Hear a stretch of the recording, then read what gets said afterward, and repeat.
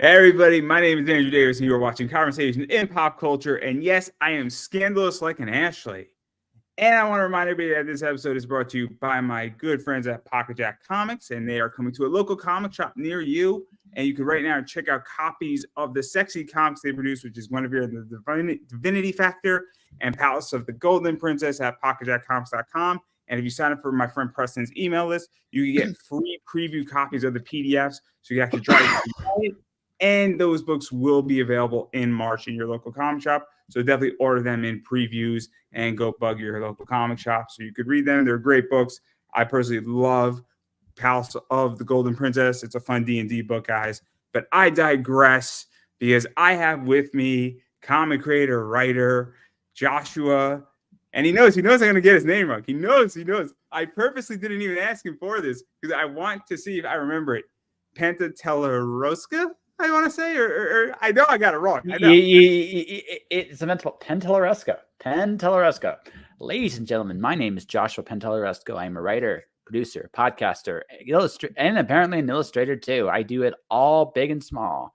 Anyway, there you go. I don't know. There you go. That's my intro.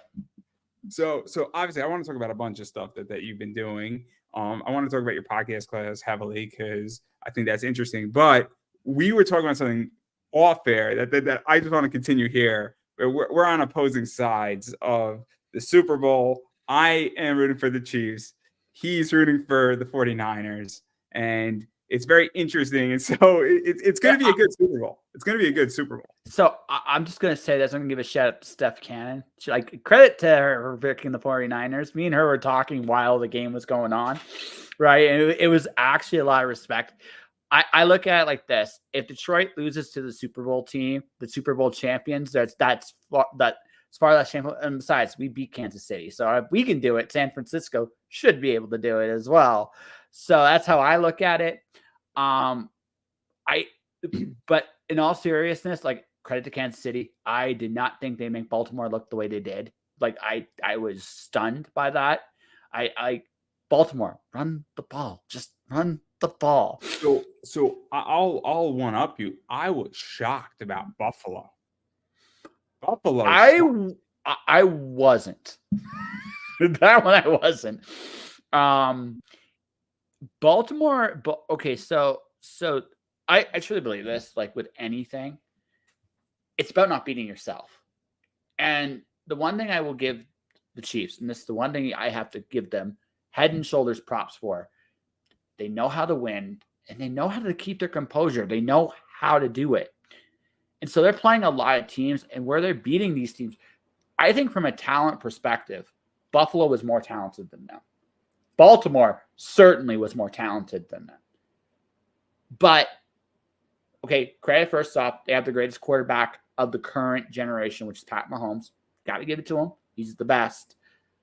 But more than that, I've literally watched teams unravel. I watched Josh Allen having a chance to win the game, choke it away. And I say choke because he had 3 opportunities and he didn't do it. I got to look at Lamar Jackson in Baltimore. Baltimore had the team, man. I thought this was Baltimore's year. I thought they had the defense, they had the offense, they had no holes in their game. And I thought Lamar was at least good enough to go to wash out the advantage Mahomes had. But I don't know what happened to Baltimore. Baltimore in particular, that one, I will credit the Chiefs for playing their game plan really well, and that's a testament to them. But Baltimore was stupid. This is what I don't get, right? And I was speaking to my dad about this. And Lamar Jackson has won all these awards, but this means nothing if you don't win a Super Bowl and you have all these accolades and you've accomplished so much. I mean, you got to win the big one in order to be up there. And that's what I don't understand, because I thought that I was prepared to lose my money on Baltimore, and I would have been happy about that. I bet if the 49ers lost, which was looking like that too, but that's a different discussion. But I was like, okay, cool. I'll lose $5 here. I'll lose $6 there. No worries. Those teams deserve to be there, right? But that Baltimore thing, I'm like, I get that 7-7, but then, like, how do you fumble the ball in the end zone. Zay Flowers, how do you how do you fuck up so close? Because it's a mental game. Like this is the thing. You have to believe you can beat a team. I'm a Lions fan. I can actually say that with pride this year. I can say that with pride. Stay on focus. Stay on focus. Oh, no. But this is important because this is the difference. This is the mindset difference between both teams. Yes, Detroit lost to San Francisco, but they were true to who they were, right? It's one thing to be beaten. It's that, you know what? It happens. No one wins every single game. It's another thing to not be yourself and lose. And when I look at Buffalo, when I look at Baltimore, especially Baltimore this year, but Buffalo too, they are teams with the talent to beat Kansas City, but they don't have the headspace because they get in their own way. When Lamar looks at the replay this year, when the Baltimore Ravens look at the tape of what happened in that game, they're going to look at the fact is the two biggest things questions are, why didn't you run more? Because Kansas City's run defense is not the best, right? It's okay, but it's not the best. You should have crushed them there. You didn't even try to crush them there. You were throwing. I saw so many first and longs in the Baltimore game. I was like, what are you doing? Right? You're playing into Kansas City's hands. But again, Chiefs played a good game. I'm taking nothing away from the Chiefs. But they were composed. They played. They were who they are this year, which is a good defensive team with a great quarterback. They got the lead and they hung on to it. When I look at Buffalo was the hottest team going in. And then what happened, Josh? He spiked the ball. I mean, the one guy missed the catch, fair enough. But if you looked at that game, and then the wide right is so perfectly Buffalo. I cannot even put into words how poetic. Before you continue, I do want to ask you a question. Do you want to shoot a movie? Yes. You got the joke, right? Yeah, exactly. Yeah, no, it's just, but that's what it is, right? You look at Buffalo, but you couldn't have asked for a better ending to that game. And it's very so typically Buffalo. I would rather, and this is the lesson, lose as who you are instead of try to win by who you are not. And that's the lesson Buffalo and Baltimore need to have a little hard look in the mirror about this year. And again, the difference is if I'm going to lose, I don't want to lose.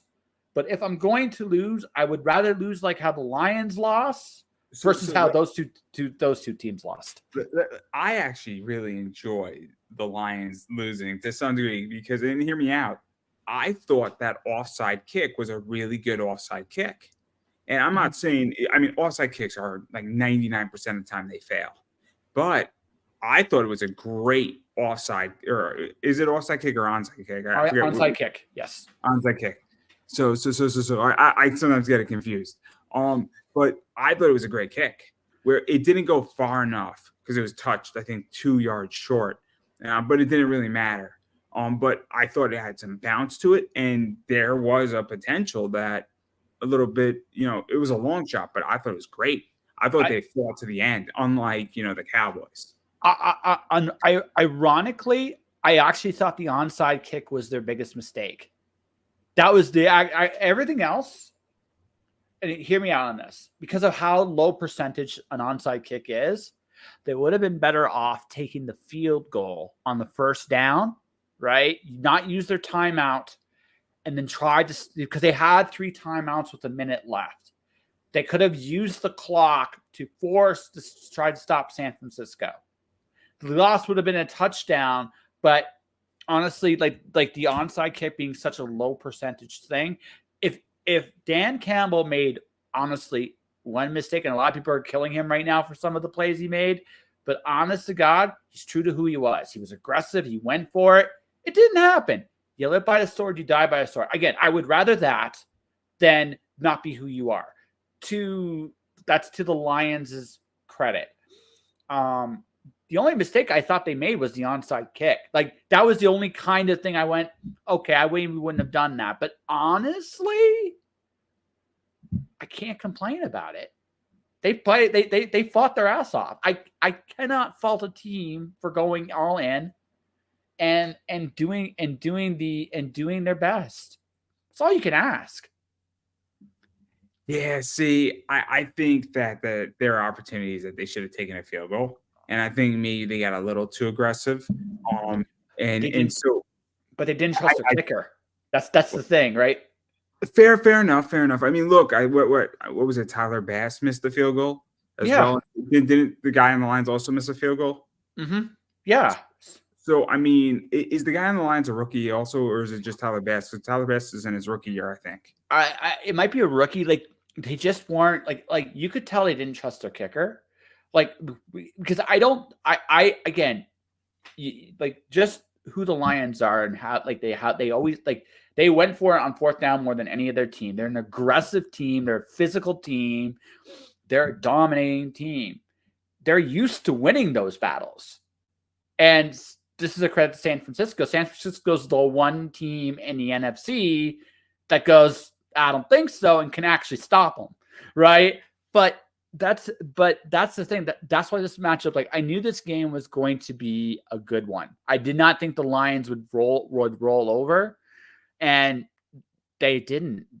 They were true to who they were, and that's, again, at the end of the day, that's all we can ask for. Right? That's all you can ask for. You're a lot more of an adult than I was on Twitter on this topic. I was like, what did they do here? Like, why would they do that? Like, because, again, you got to look at what they did all season. You like, here's the thing. I don't look at it like in the moment. You might think this is crazy until you look at their whole season. They did this all the time. They went for it. They fake punts. Like, they pulled tricks out of their ass the whole year. This is who they are. They don't. That's why they're so fun to watch, because they are fearless and like sure. And honestly, again, what would you rather have? I would rather have sometimes too aggressive for their own good than, say, what I saw with Dallas with Green Bay, what I saw with Buffalo with Kansas City, what I saw with Baltimore. Run the ball. Just run the freaking ball. You could curse. You could curse on my show. You know that, right? It was just like, fuck, man. I mean, just go, like, be yourself. Like, here, whatever worked for you to get to this point, you don't change it. And that's so let me ask this question then. Do you think we're going to see the rematch between the 49ers and the Lions in the next 3-4 years? I could see it next year. I think if you look at the NFC, Green Bay is a great team. I honestly, like, legitimately, I can see Green Bay being a force next year. Like, legit, they're going to be a great team, right? And if anything can stop that rematch from happening right away, it's Green Bay. Besides that, Detroit and San Francisco are the two most physical teams in the NFC. They will beat you up. And the scary thing about Detroit is they're young. This was a rookie. This is still like a first and second year team. Can you imagine them as another year? Like, they're going to be. I mean, their oldest player is their quarterback, right? What is it, in his fourth year? Which is just relatively young, right? Well, yeah. So that's my point. You got this young team that went against these all-stars and lost by a field goal. Next year, it could happen again. And I'm not so sure San Fran beats them next time. Right? I'm not so sure about that. That feels like that. Like, I'm excited for it. I think you ask a 49ers fan, honestly, maybe like, I don't know which way that goes next year. And that's an honest, they're exciting and they're fun, and barring catastrophic injuries, and I will give Green Bay some credit, they're going to be a better team next year. Their record's going to be what Detroit's was this year, I think. I think it's going to be interesting to see that the Lions or the Packers are going to be the wild card team, and they're going to smash whoever's in fourth because they're just going to beat the crap out of them. But I like no one's going to want to be fourth place next year, because if you got the Lions or the Packers knocking on your door, that's not fun. So I say it like it'd be a crazy match if it was the Lions and the Packers wild card weekend, because that's the rivalry, right? I think that'd be divisional. I think that would be a divisional round playoff matchup. I would be sad because somebody would have to lose. Right? I would be sad. It wouldn't be good for ratings either, right? Oh, I think it would. I mean, it's an old rivalry, right? And again, I mean, if they put that during wild card weekend versus a divisional, so a divisional game would be way better for ratings. Yeah.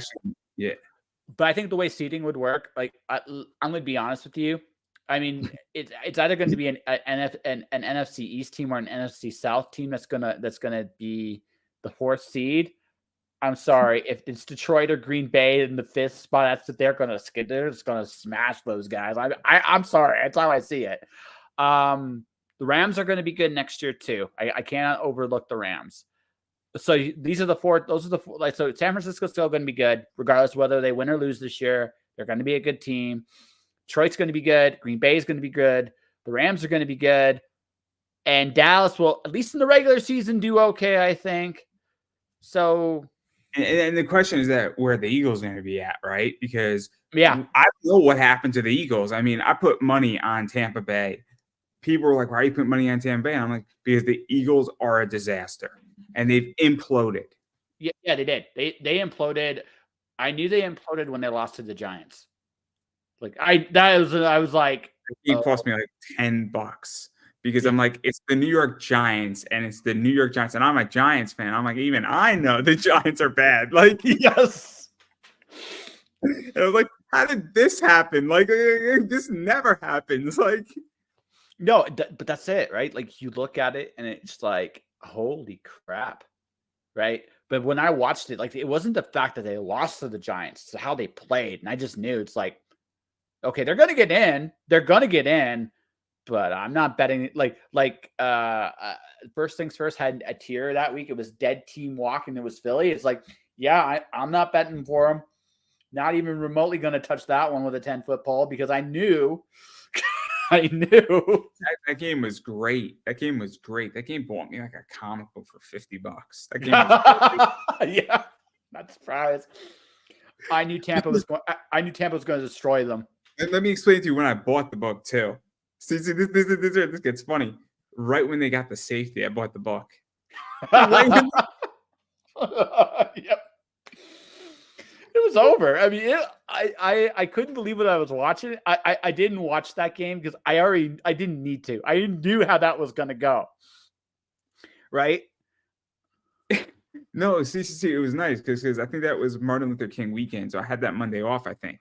So it was like a bunch of football, and it was great because I said, cool, I don't have anything to do. I don't feel like watching anything like on Netflix. I'll watch this game and I'll have a good time. I made some popcorn, I opened up a beer, and I had a great time. You got to watch Philadelphia get smashed for 4 quarters, right? Pretty much. It was, I think it was a game the first quarter, but I think after that it was just all Tampa. It was just like, yeah, that's about how I figured it would go. The game didn't start getting good until 5 minutes into the third quarter. And then after that, the game was over. And it was great. It was great. I'm like, this could go either way, but this is a really boring game. And then that safety happened. And then the whole game was, we're done with Philly. Bye-bye. I looked at it like this. I was like, Tampa's going to win. I'm not sure what the score is going to do, but Tampa's going to win. Philadelphia at some point is going to lay an egg. I picked it in my pool. I just knew like that one, they're going bye-bye. I just knew it. It's like, bye-bye. And it's like, I'm not betting Philly against anybody. That was the only round I was scared for Detroit because Detroit was playing the Rams and the Rams were good, right? I wasn't worried about Tampa Bay. I really enjoyed Detroit and the Rams because that was the trade between Matthew Stafford and Jared Goff. And I thought that was really cool. That game where it was good for both teams. It was good for both quarterbacks. Mm-hmm. and I thought it was cool. I thought it was an excellent game, and that was the best out of Wild Card Weekend. No, it was the best game in the first round for sure. The second round, Buffalo, Kansas City was the best game on the second round. And like I said, end of the game, Buffalo, you could have beaten them. You could have. I enjoyed Texas versus the Browns. I thought that was an upset. I wasn't surprised. I did take Houston in that. No, I wasn't surprised. I thought that was the problem. No, because Dallas Green Bay was the one I did not expect. That one caught that me. One also was painful. Like I took another $10 loss in that game. No, I did see a world in which the Cowboys lost to Green Bay. I did see that world. I did not see Green Bay stomping them the way they did. I was like, damn. What is it? The fourth quarter, and Jordan Love is on the bench, pretty much having a beer. Yeah, game's over. You're good, Jordan. And again, much respect to Green Bay. I was genuinely impressed at how they took it to San Fran like Detroit did. Like they took it to them, and I was like, hey, I can respect. Like again, if you're gonna lose, be yourself. Be the best version of you. And that's kind of how there's a saying, right, where so the way I felt about Green Bay versus the 49ers is one team had to win, one team had to lose. Mm-hmm. And that's how that was. That was not Baltimore and the Chiefs. It was not the Ravens and the Chiefs, where it wasn't one team lost and one team had to win.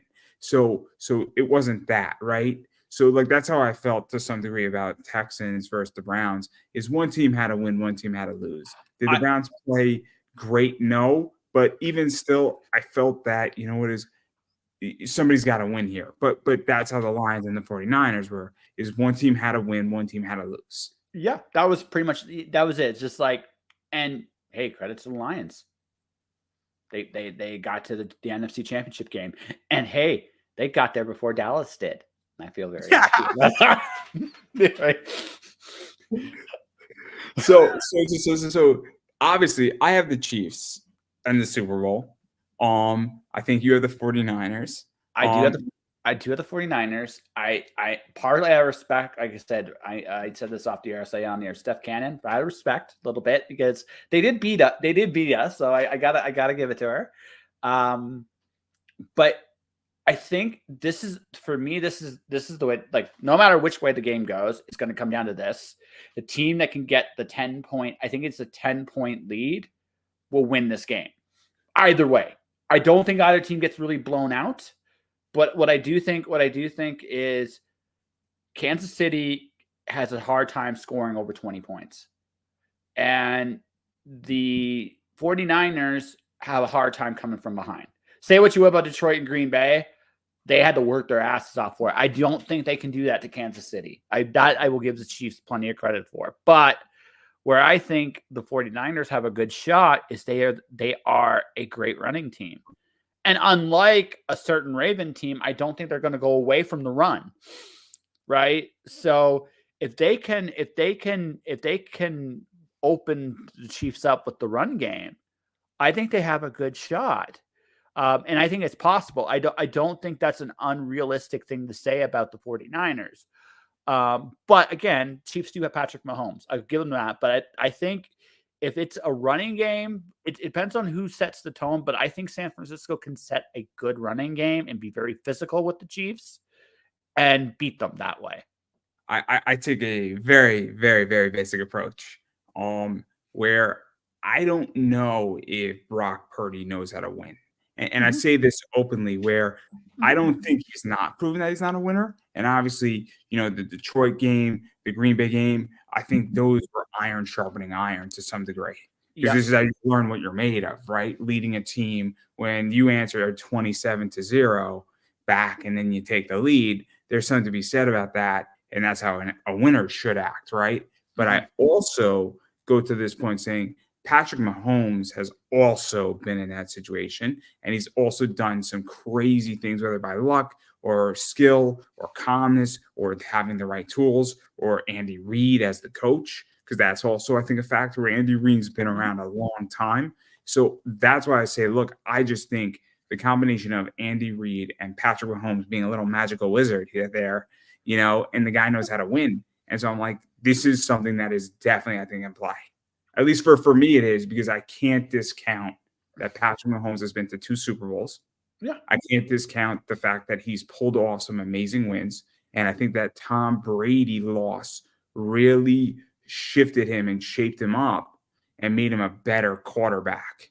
Because Absolutely. I think, and so I'm not saying that Brock Purdy can't upset Patrick Mahomes. But I think that that's something that I look at and I'm like, you know what? And also I think Kansas City's pissed off that they had to be on the road. And so I think there's a little bit of a chip. And I think they want to say, hey, and I have some Taylor Swift comics that if the Chiefs win, they'll go up in value. So I'm a little biased. little biased, guys. As I say that, I'll show you right. I've been writing to this one lately. I've secretly become a Swiftie, not because of football, but because I ended up realizing I was listening to her before I knew I was actually listening to her. And I actually started, I got during the pandemic a couple of her albums on the cheap. And I started really listening to them. And I'm like, wow, she's really good. And next thing you know, I own all of them now. And somehow I've become it's a weird. Great. She is fantastic, where she is an unbelievable performer. And I should have went to seeing her at MetLife Stadium. And I probably will regret that for a long time, because not saying I'm a huge Taylor Swift fan. I like her music. I have some of her music, but I'm not like an ultra Swiftie, but it would have been an unbelievable show. And it is. My approach to her is her music's authentic. Yes, it's got some earworms and it's poppy, but there's something in her and in the work, and you can hear it. And that's why it works. It's not this. I truly believe this is not. We all tell the same stories. What makes them special is how we tell them. And she does a really good job with, and I say this with all the respect in the world, she does a really good job of being true to herself. And you have that when you have that, when you know what that voice actually is, and you can channel it on a regular basis. And again, that's a credit to her. She's worked hard on that. So I don't know if you know the story about her and FTX. Mm-mm. So I liked her, but I liked her even more after I found out about this story. Is FTX wanted to sponsor her tour. Mm-hmm. And I don't know if it was her manager, somebody who was advising her, but she asked Sam Bankman-Fried, hey, where's all this money coming from? What are you doing with this money? It seems a little fishy. And she turned them down as a sponsor for her tour. Mm-hmm. So whether it was her, something went off in her head, a light bulb went off, or somebody close to her said, hey, you should probably ask this question. And I don't think she wants to screw people, right? I don't get the sense that she's out, which she seems like an ethical individual. And that's when I was like, you got to give her mad respect, because they wanted to give her $100 million for her tour. And she basically said, I don't think this is good. I don't think this is ethical, and I don't want a part of it. And that's a lot of money to turn down. Yeah, except for her. It's not a lot of money for her to turn down. She's a businesswoman. I mean, I think that's something that needs to be, and I say this with, again, all the respect in the world. She's looking at the fact that she is right now the #1 singer in the world. There's not a close, you can talk about Bad Bunny, or you can talk about Ariana Grande, or you can talk about anybody else you'd like. Right now, this is her moment to shine. And she's taken full advantage of it. And I applaud her for it. Right. Because a year from now, who's to say she's as hot? I'm not saying she's not going to be successful, but there are there are peaks and valleys in any of this kind of stuff. And she's she's trying to capitalize as much. She's trying to capitalize to the best of her ability. And to the ethical part, it comes back to bite you. How you treat people and how you look at people, that people remember that stuff. People really, really do. And when people see it, you get this, you learn very quickly that what you do comes back to you. I confronted somebody on Facebook the other day. They ended up blocking me because they were mentioning people by name. Fine, I'll unblock you, Josh. You Okay, fine. did ask privately. Oh no, Okay. continue. Yeah. But my concern was, I'm not going to name the individual because, again, the individual doesn't matter in this sense, because they were attacking, they were saying things about particular people, and they were criticizing their behavior, and they were doing it in a way that the people they were dealing couldn't respond. And I was like, this is not good, because down the road, everything you're saying now about that person is going to come back to you. It's an ethical thing, right? You have to look at things. We're all in this game together, and how you treat people are going to remember how you treat them on the way up, and they're going to remember how you treat them on the way down, and how you treat them on the way up is going to impact how you're treated going down. So See, it's interesting you bring this up, because I treat people, or I try to. I'm not perfect. Nobody's perfect. Everybody has a bad day. Everybody can treat somebody wrong, right? It happens. We're human beings. I'm sure I've treated people wrong, and I'm sure you have too. But we're human beings. I've had bad days, but I've also been treated very nice by a lot of people, and I return the favor, or I try to. So like I can't mention, but I just referred somebody business. I don't want to go into it. It was somebody on eBay who was looking for something who I don't know, but he wanted a book, and I knew who had the book. So I referred it, and I didn't take an affiliate. I didn't take a commission. And I said to the person, I said, hey, you did right by me. If you have this book, I have a client, and I connected them, and everybody's happy because everybody made money. Everybody got what they wanted. And the person, I don't know who this person is, but who knows where it's going to lead to. But my point is that I have been attacked by people.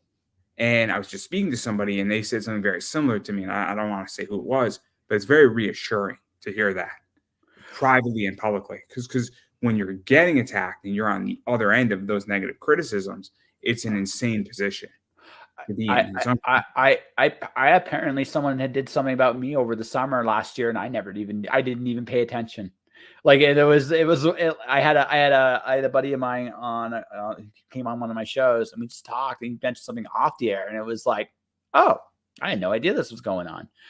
I'm in a weird spot in the sense that I've learned, I've learned that I'm okay being hated. Like if someone decides that I'm not the guy for them, I'm not, like, I don't fit their ethics, morals code, that's fine. I don't worry about it anymore. What I'm going to focus on, and this goes back to our football analogy, it's a little bit about Taylor Swift. I'm going to be true to who I am.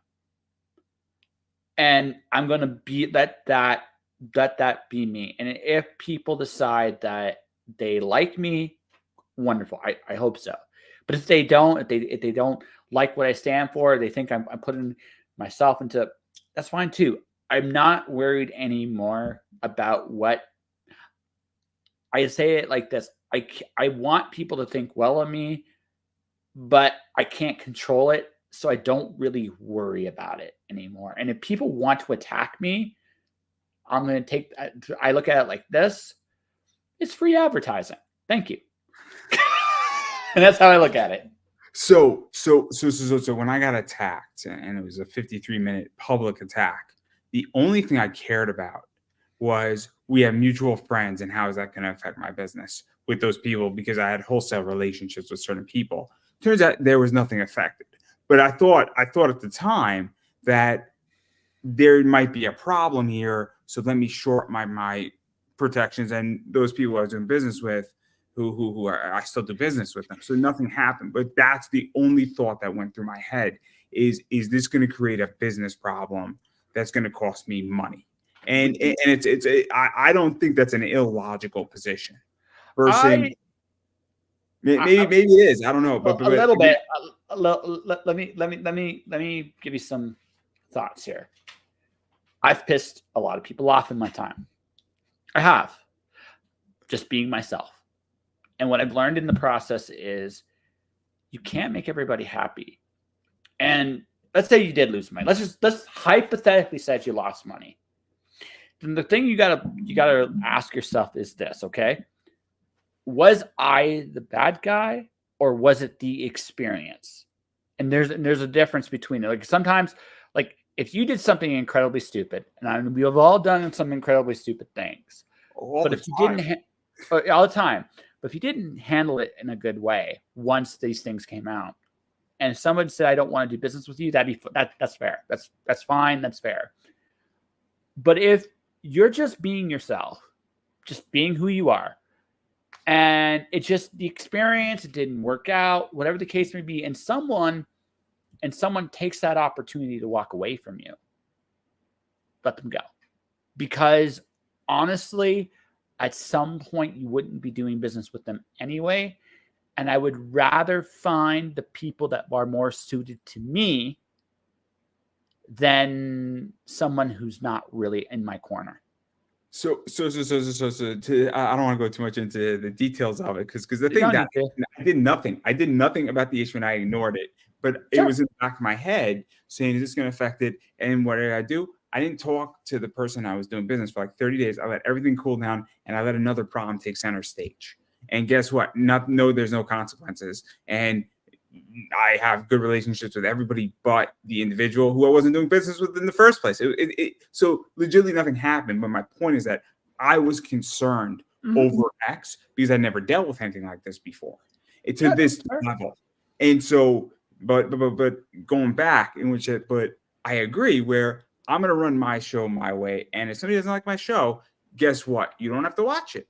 It's that simple. You don't have to watch it. You don't have to talk to me. It's the same thing with people who don't want to be on my show anymore. I'm like, great. That's fine. You don't have to be on my show. I ask. And guess what? There's a lot of other people who want to be on my show who are like, yo, I would love to talk to you. You know, and I'm like, oh, I've been watching you wrestle for 20 years and you want to be on my show? Like, who the hell am I? Like, it's the weirdest thing. And I'm like, great. So and many people want to be here. And it's fantastic. So if you don't want to be here, that's cool. You got to look at it. A lot of people also realize at this point, if you've been doing this for any length of time, not everybody's going to get along. And relationships change too, right? So the only thing you could really go by with people is your own experiences with them. That's it.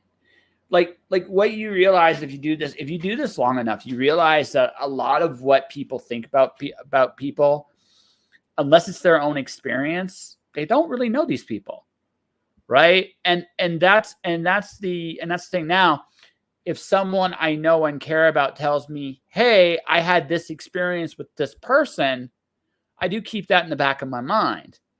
And I have done that with people too, or people I've had very, very awkward experiences with. I have said, okay, hey, listen, watch out for this. Because again, it's about looking out for your friends. But again, there are people that are going to look at my particular flavor of ice cream and say, no, I'd rather have something else. And I'm good with that. And there are people and again, when you do this long enough, you realize we all have different experiences with each other. I know people I know people with you that have told, I know a couple, I'm not going to mention names, that they weren't a big fan of you. On the other hand, that was their experience with you. I'm not going to I'm not disagreeing with their experience. That's their experience, but I have my own experiences with you. Right. And that's just the way it goes. And you live and you learn. And that's all any of us can do. I've made mistakes with people too. I've made some big ones. And I've learned from them. It's all part of this process, man. No. I agree. And this is what I say to you. I say, look, if you want to interview with me, if you have a problem with me, I don't know if you want to tell me, that's great, but I'll be here when you want an interview with me. And the door's open, and then it's up to them to walk through the door. That's it. And if you don't want to walk through the door, that's fine. But if you have a problem and you don't tell me we have a problem, you know what it is? I can't know it, and we can't fix it, which means you don't want to fix it, which is fine. Everybody has a right not to want to fix a problem or want to say, I'm done, and I don't want to deal with you anymore. And that's cool too. But yeah, no. that's life. That is how this goes. I'm just being honest, right? I myself. And again, as I've gotten older, I am more comfortable filtering people out, to be perfectly honest with you. It's a lot easier for me to do that now. And again, it's just simple. I'm just going to be honest with myself, and I'm going to be happy with me. And if you don't agree with me, cool. You don't have to. We can still have a beer. See, I don't care. Let me ask you a question about that, because would you rather have a beer with somebody that you agree with or have a beer with somebody who you disagree with? Because I want to have a beer with somebody I disagree with. Actually, honestly, I don't look at it quite that way. I've interviewed so many people that I enjoy everybody. Like, this is going to sound like a cop-out answer, but it's the truth. I enjoy everybody. I've enjoyed everybody I've had the pleasure of interviewing. Good, bad, and different. I've enjoyed the process. What I've learned about this whole thing is we've gotten a lot more sensitive to people that disagree with us in the last, I'd say, 10 years, especially in the last 5 years. But I would look at it, and I honestly would say it's like, we are 90% alike. All of us, I mean, when you break it down to our cores, 90% of the stuff, we are, I don't care who you are. It's at 10% that makes things interesting. And you can choose to let that 10% separate you from people, or you can use it as an opportunity to learn. I certainly don't have all the answers. As I get older, the older I get, the less I know. All that's different now is I do more of what I want, and I'm happier doing it that way. Yeah, see, I want to have conversations with people that I disagree with because I want to understand their perspectives. Sure. I want them to understand mine, and I want to see if I can move them to me. Maybe they can move me to them. And I get bored because if I'm in an echo chamber, no offense, I don't need to hear what I think over and over again because I already know it. I want to hear somebody challenge me and make me think in a different way. And I've been intellectually challenged through a bunch of different groups, a bunch of different think tanks. I spent a lot of time down in DC. I did study abroad twice. That's how much I loved it. And it really made me think about what I think and believe in and how things work and what I actually want. And so when I'm dealing with people who I disagree with, it either reaffirms my beliefs or it makes me say, you know what, maybe my beliefs need some re-looking at. And so for me, it's an evolution stance.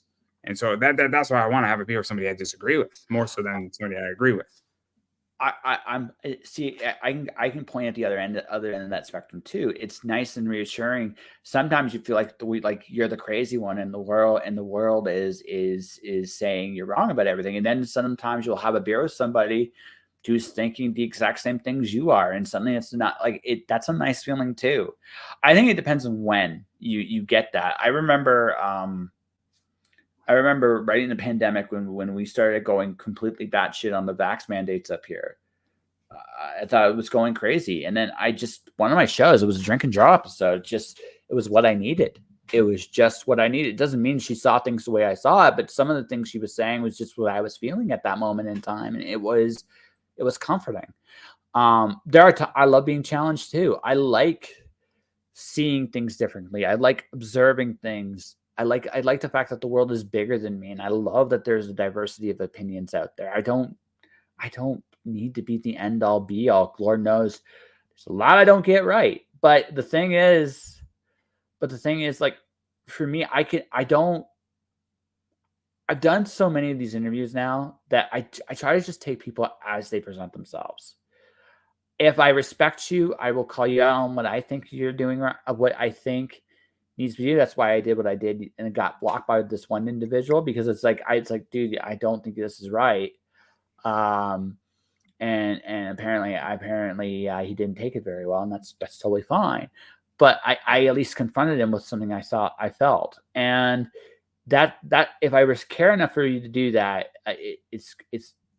that's it, right?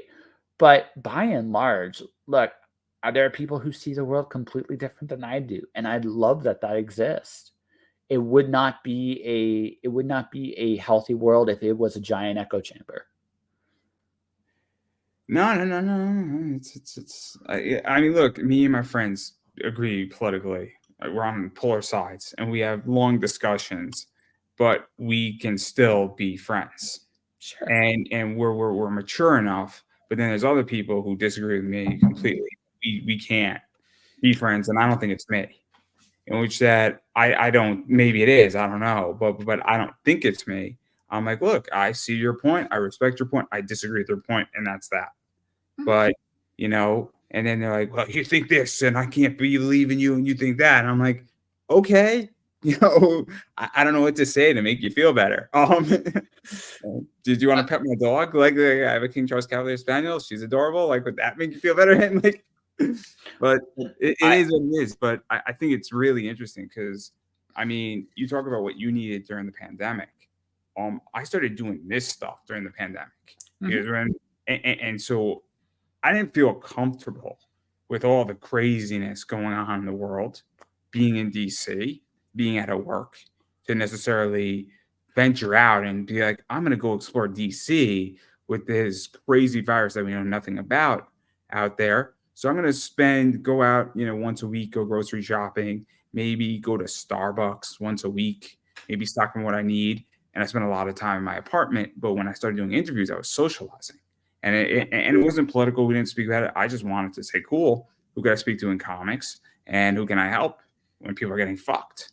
And that's all I wanted to do. And it kept me sane. Because even just seeing another person on camera, even though we're not physically there, it's still reassuring. And so I think, very much on a mental health level, without a doubt, this show probably saved my life. Doing the podcast definitely kept my social skills up. I think the biggest thing is I talk to myself a lot more now that the pandemic, I still have that like habit, but I'm also in a place where it's not as easy to socialize with people. It's been strange. I did San Diego Comic-Con last year, and even ignoring the con, I was able to interact and talk with more people in San Diego in a week than I've been up in Calgary for a year. And that's ignoring the con. I'm not even including the con in that. That's just, I think that's just something that's, I think the world kind of went like, there's a good chunk of the world that's kind of gotten into that we don't talk to anybody unless we have to kind of thing. And it shows in the interactions, like interactions I would have been able to get in 2019, I can no longer get. And that's because the pandemic kind of altered everybody's trajectory a little bit. And I understand that to some degree. What I've learned with people is it really bummed me out the first year or so I was here, because there was a lot of people I want to see. There's still a lot of people I haven't seen. And when I figure out how to get out of here, which I hopefully will be sooner than later, like that's going to be the sad thing about my time here, because I would have loved to have coffee with more people, to catch up, tell them I love them. Like, honestly, like in person, because if there's one thing I hope people got from the whole pandemic, is we're not here forever. And we don't have the luxury of time to wait like for the right time to see people. Sometimes all we got's right now. And that's something like I realized during the whole pandemic. It's one of the reasons I came back here first, was because it's like, let's see some of these people that really help make me who I am and who I love. But it's not there, like not like it was anyway. And again, I'm not saying I'm completely like 100% like innocent on this either, but I definitely have tried reaching out to a lot of people, and it's really, really interesting now to find that as I'm getting ready to leave, I have a different mindset now. Like I wish everybody well. I would rather be in a place filled with strangers than around people that are familiar that treat me strangely. And that's basically that's what I've learned coming back here. So now I'm going to go and bunch of strangers and try to make new connections, because life's short. Yeah, no, I don't know what to say because I'm very much the opposite. Where I've known my friends since the third grade. I've added a few new people into my circle, but I am a very I like to build people that I trust around, and not even for business, just for Mhm. who I feel comfortable around. And then I like to add people in very slowly, but it's a slow vetting process for me. Um, and it's definitely something that I am hesitant on. And I was that way before the pandemic. I think the pandemic made me more of that. But I like interviewing. I like I like having people on. So like I'm a weird punch. And I'm fearless to ask somebody for an interview. I'm like, what's the worst that's gonna happen is a no.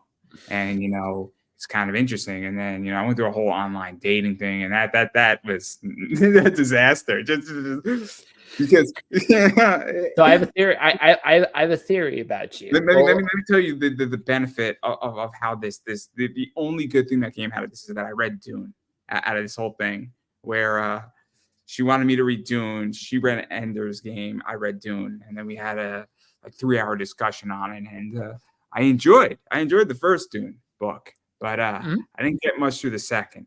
I was a little bitter after it didn't work. She was cute. It's just we were in different places.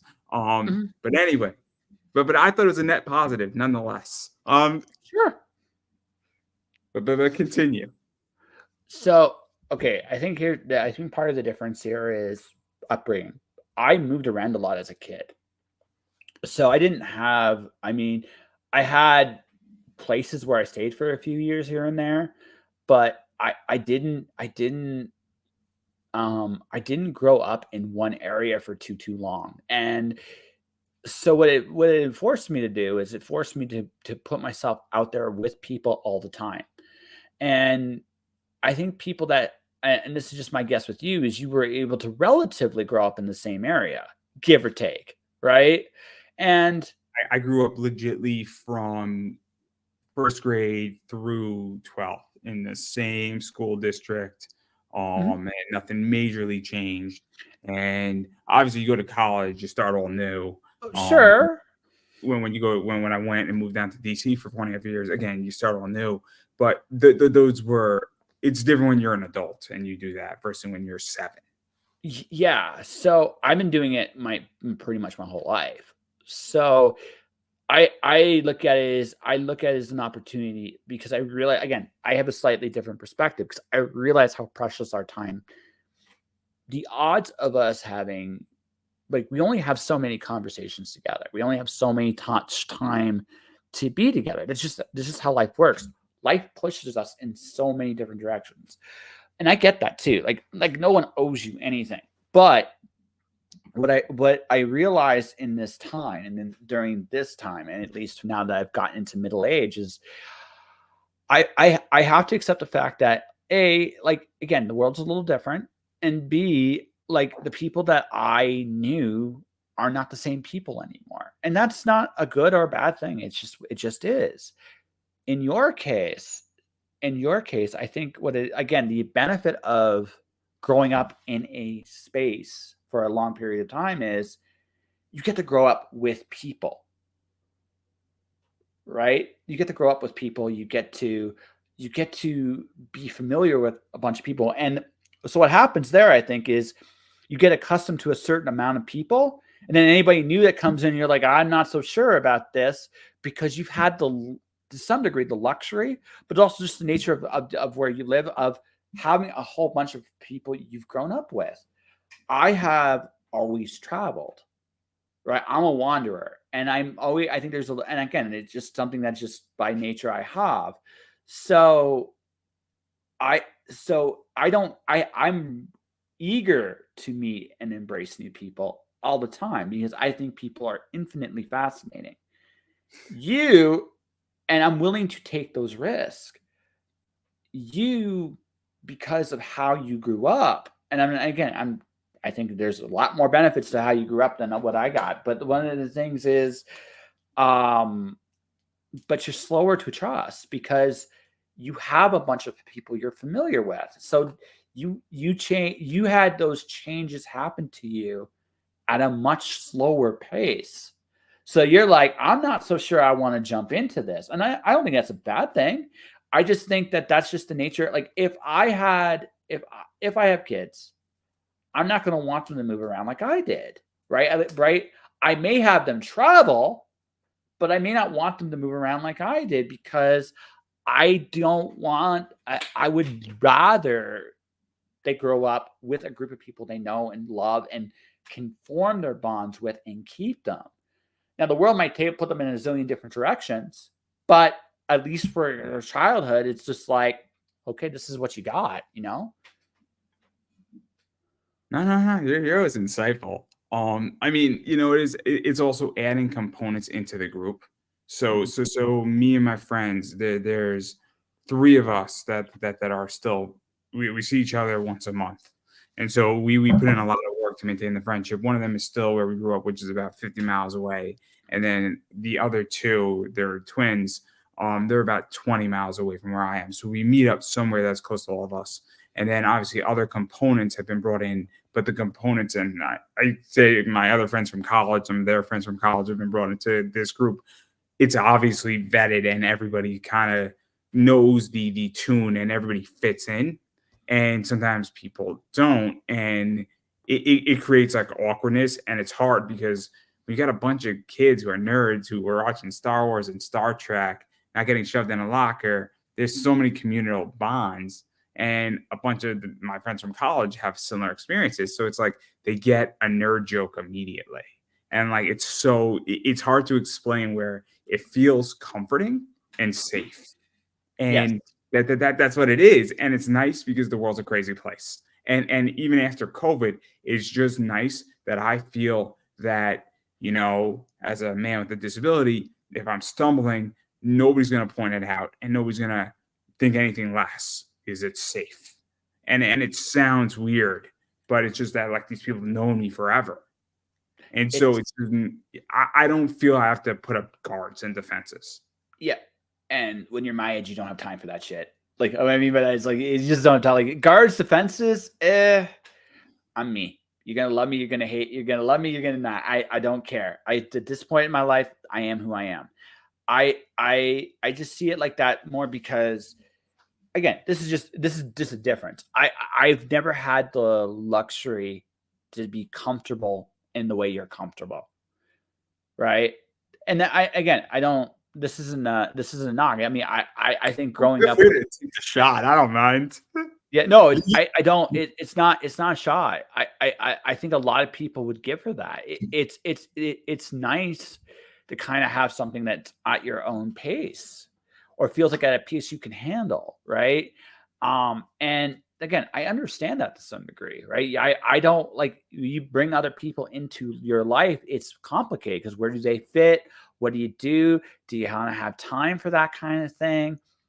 I get all that, but but again, now that I've done all the things I've done, seen all the things I've seen, I realize that really it's the small things that matter, and taking the time to make those things happen is, that's one of my goals for the next couple of years, is to figure out what that looks like for me, and then once I have that figured out, ish, as much as anybody figures it out, you know, then just, then maybe try to settle down somewhere, still travel. I don't think I'm ever going to not travel, but actually have a place that's I actually feel like is home. That's an honest, like, an honest thing about me is I know what I want. I know who I am. I don't know where I'm going. Whereas a lot of people don't necessarily know what they want, but they know where they're going, or they know who they are. They don't know who they are, but they know where they're going. I don't know where I'm going. And it's an interesting, it's been my mystery. That's been the mystery I've been trying to solve. So, if that makes sense. If you need me to call Scooby Doo, I got you. Yeah. No, Yes. I'm sorry. I couldn't help. To make that joke. I'm sorry. No. I don't know. I mean, I know where I want to be, at least Yeah. in the vicinity, because I want to be close to my parents. And I want to be close to my friends wherever I live. And I kind of figured out what I want to do as a job and as a profession and the sector I want to work in. I mean, it took 10 years to figure it out, but I don't know where that's leading me and where I'm gonna be exactly, and what precisely I'm gonna do in the sector that I'm in, because the sector I'm in is vast. And but I like it, and I don't really know about that. But what I figured out is that I have some components figured out, and it is reassuring to say, hey, I want to stay in Connecticut, which is where I'm located. I want to go to my friends because I like my friends. Obviously, I want to meet somebody and I want to have a family. Those things are good, but I don't know the exact path. I don't know exactly where I'm going to end up. I don't know if I'm going to wind up working in a college or whatever. But I am slowly figuring out what makes me happy. And so, Yeah. I mean, it's a start, but again, it's exciting to some degree, but it's also, I have luxuries where I kind of have certain things in plan that limit what can ultimately happen, but also do provide, I guess, a pace and a slow down position for me. And then it works. And I really, really enjoy that. And so it works for me because it makes me, I guess, function, for lack of a better word. Nothing wrong with that, bud. Like that, like the only thing I tell people honestly is, are you happy with where you're at? Are you, just be honest with yourself? Are you happy? Is this what you want? Like what you're doing right now, is this what you want? If the answer is yes, there's nothing more to be said, really. No, no, no, no. Yeah, yeah, yeah, yeah, yeah. I think for me, and I'll just answer the question, is that I'm not happy exactly where I'm at, but I'm happy the path I'm on and where I'm going, because I don't know, I'm not there yet, but I'm getting there. I don't know if that makes sense. So I know, like, the light is at the end of the tunnel, and Mhm. so for me, it's cool because I think I'm maybe a year away, and I might be buying a house in a year, and that's been a goal. And so it's like I'm not there yet, but I'm taking the steps there, and it's exciting. Yeah. Now, maybe I'm going to be 15 miles away from my parents, and then maybe I'm going to be 15 miles away from some of my friends, and then I'm going to be a house owner, and like all of a sudden, it's kind of living the American dream. And Sure. so I think I'm on the path to it, but nothing's perfect, but it's getting better. I mean, that's how I see it. Yeah, Like, and that's where you want to be. Like, look, we don't, like, there's always a journey to somewhere where we all are going on. It's, are you happy with the path you're taking? Like right this minute, I'll be honest, like the last couple months have been a struggle for me, right? Because I lost, like, right at the end of the year, all my contracts that I had last year that were going kind of went on pause, or one completely fell through. A big one fell through. It was the difference between me making a comfortable wage and me just being under a living wage as an artist, right? I came really close to making a full living wage as an artist last year. And I would have been significantly over that if things had worked out, but it didn't. And I've been kind of trying to figure out what the next path for me, because I want to go on the road, and I want to kind of like, I want to keep doing what I'm doing, but also I want to go out and meet everybody I've interviewed here. And in the process, wherever it is I'm supposed to be, whatever it's going to, where that happiness is for me, I'm like, try to find it. And that's where I want to go. And in spite of all the ups and downs of it, I'm very happy with the progress I've made, and that's all I can, like, again, is it what I want? No. Not is the final picture what I want? No, but am I on the path to where I want to go? Yes. And I'm not going to stop. I'm not going to stop anytime soon either. no, it's interesting. I mean, I think that's fantastic, and Mm-hmm. I think I'm not a religious person, so whatever we call divine force, we call God. I don't want to diminish anybody's religion or their beliefs, but if I've heard it put the nicest way, and I'll put it the way I think it's put best, is that if God wants something, He will provide you a path. It's up to you to take the path, but He will provide you the option, and Yeah. or the divine force, or something will happen, or things will line up. And so I my job and what I do, there was a bunch of things that kind of lined up and maybe it was lucky, maybe it was fate, maybe it was meant to be. I don't know. Maybe I took steps and then somebody met me halfway. I don't know what we want to call it, but I do believe that people will meet you halfway, or things will meet you, or opportunities will come your way, and they will find you if you take certain steps. That'd be a good way to put it too. So, I mean, that's what I think, at least, because I've experienced it. I don't know if you've experienced it, but that's what I've experienced in my life. There's been points like I remember when I was working at UPS back in the day, and I was wondering how I would make the ends meet. And I made ends meet. It was amazing to watch. And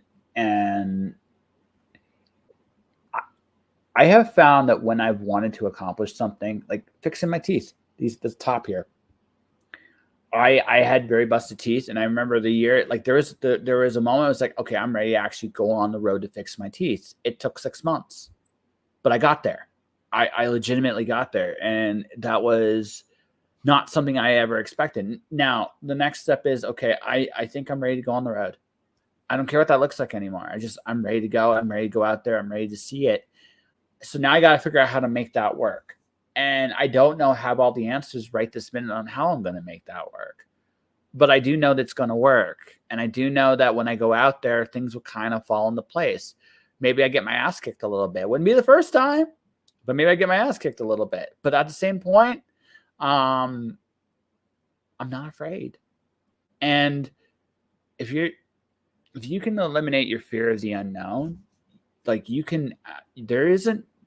can get over the fears of both failure and success, the unknown of what will change when I do this, if you can get rid of that fear, there's nothing you can't do.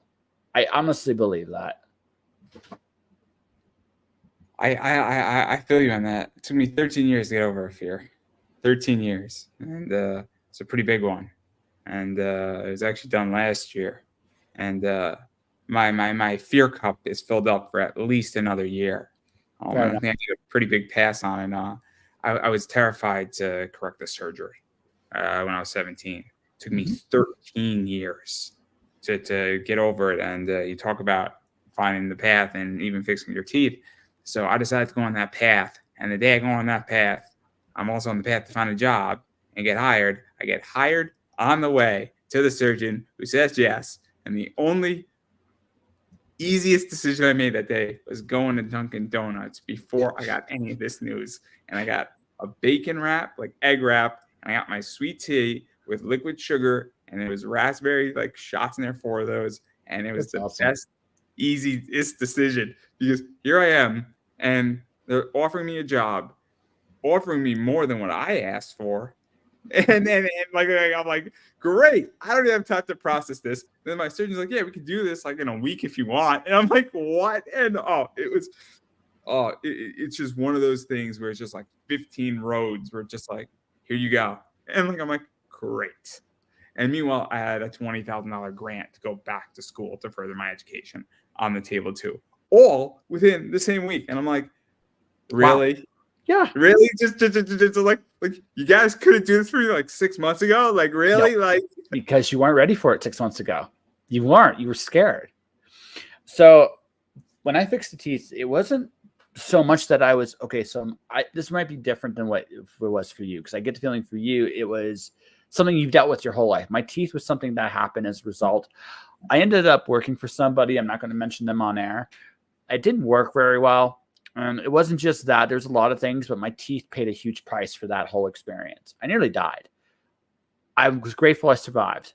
But I mean, over the years, my teeth got worse and worse and worse. And at first, I wasn't ready to fix it because I just survived. I had just survived something that nearly killed me. And it put some things in perspective. It was kind of like a reminder that I survived something when I first went through it. But as the years went on, and it took about, I say 6-7 years, no, about 8 years, actually. It took about 8 years. When it took me, I had to get over, like, for me, it wasn't just losing the teeth and stuff, or having my teeth get slowly destroyed. It was the fact that, something really terrible happened to me, and there was nothing I could do about it. And that's a humbling thing. Like really humbling thing. I can't even like put it into words how it almost felt humiliating. But at the same time it's a good life lesson too, because you're not in control of everything. And it's okay that I took a risk, and this came with part of the risk I took. And I had to accept that. I had to accept certain things I was angry about. I had to let some of those things go. But I also had to forgive myself, because part of me felt like I let it happen. And part of me did. Like, if I'm being honest with you, I could have dealt with my teeth sooner. I probably would have saved more of them if I had. But I wasn't ready to do it because it's interesting. Yeah, it's honest. Because with me, I had a failed surgery on my both feet at the same time, and I had a horrible experience. The right one just didn't fuse, and Okay. it was doing okay, and then it was just becoming worse and worse and worse. And since I had such a bad experience, really bad reaction to morphine and the drugs, supposed to be in the hospital for 2 days, was there for 5, a lot of problems. It was just a disaster. So I have this negative response to this where logically I'm like, I can't go through this again. And so what it was is that it was getting worse and worse and worse, but I was just moving on with life. And I said, okay, we'll deal with this eventually. And then years go by, but it takes some time because obviously the recovery for the surgery was there. So you don't know it's a problem till 2 or 3 years in. Then you're like, okay, cool. We'll try some other non-invasive things because I don't want to go through a massive invasive problem again. And so now all of a sudden, fast forward, and then I said, okay, cool. I'm 30 now. If I don't deal with this now, I'm never going to deal with it. That's And fair. so what shifted is that I said, I think I'm okay to deal with this. And I'm obviously in a position that I can deal with this now. And then also my company that I was working at, and I'm still there, was very understanding. So a lot of things were just in play because I finally said, okay, cool. This can work, and this is okay. And I also trusted my surgeon. And so for me, what it was is that I had such a negative reaction Mhm. that I said, I don't want to do this again. And it just took so long to get all that negativity out, and 12, 13 years. And I know it sounds weird, but No, it was that visceral for me. And maybe for somebody else, it would have been 3 years and they would have been like, we're doing it and we're no, going to get this no. I think but okay, if you're going to be let's be fully honest, you were a little scared too. Let's be real, oh, right? absolutely, absolutely. I mean, I'm terrified because there's a lot of stuff. Anytime you go under surgery, it's terrifying Mhm. because anything could happen in surgery. And then secondly, what happens if this doesn't work and it gets worse? Yeah.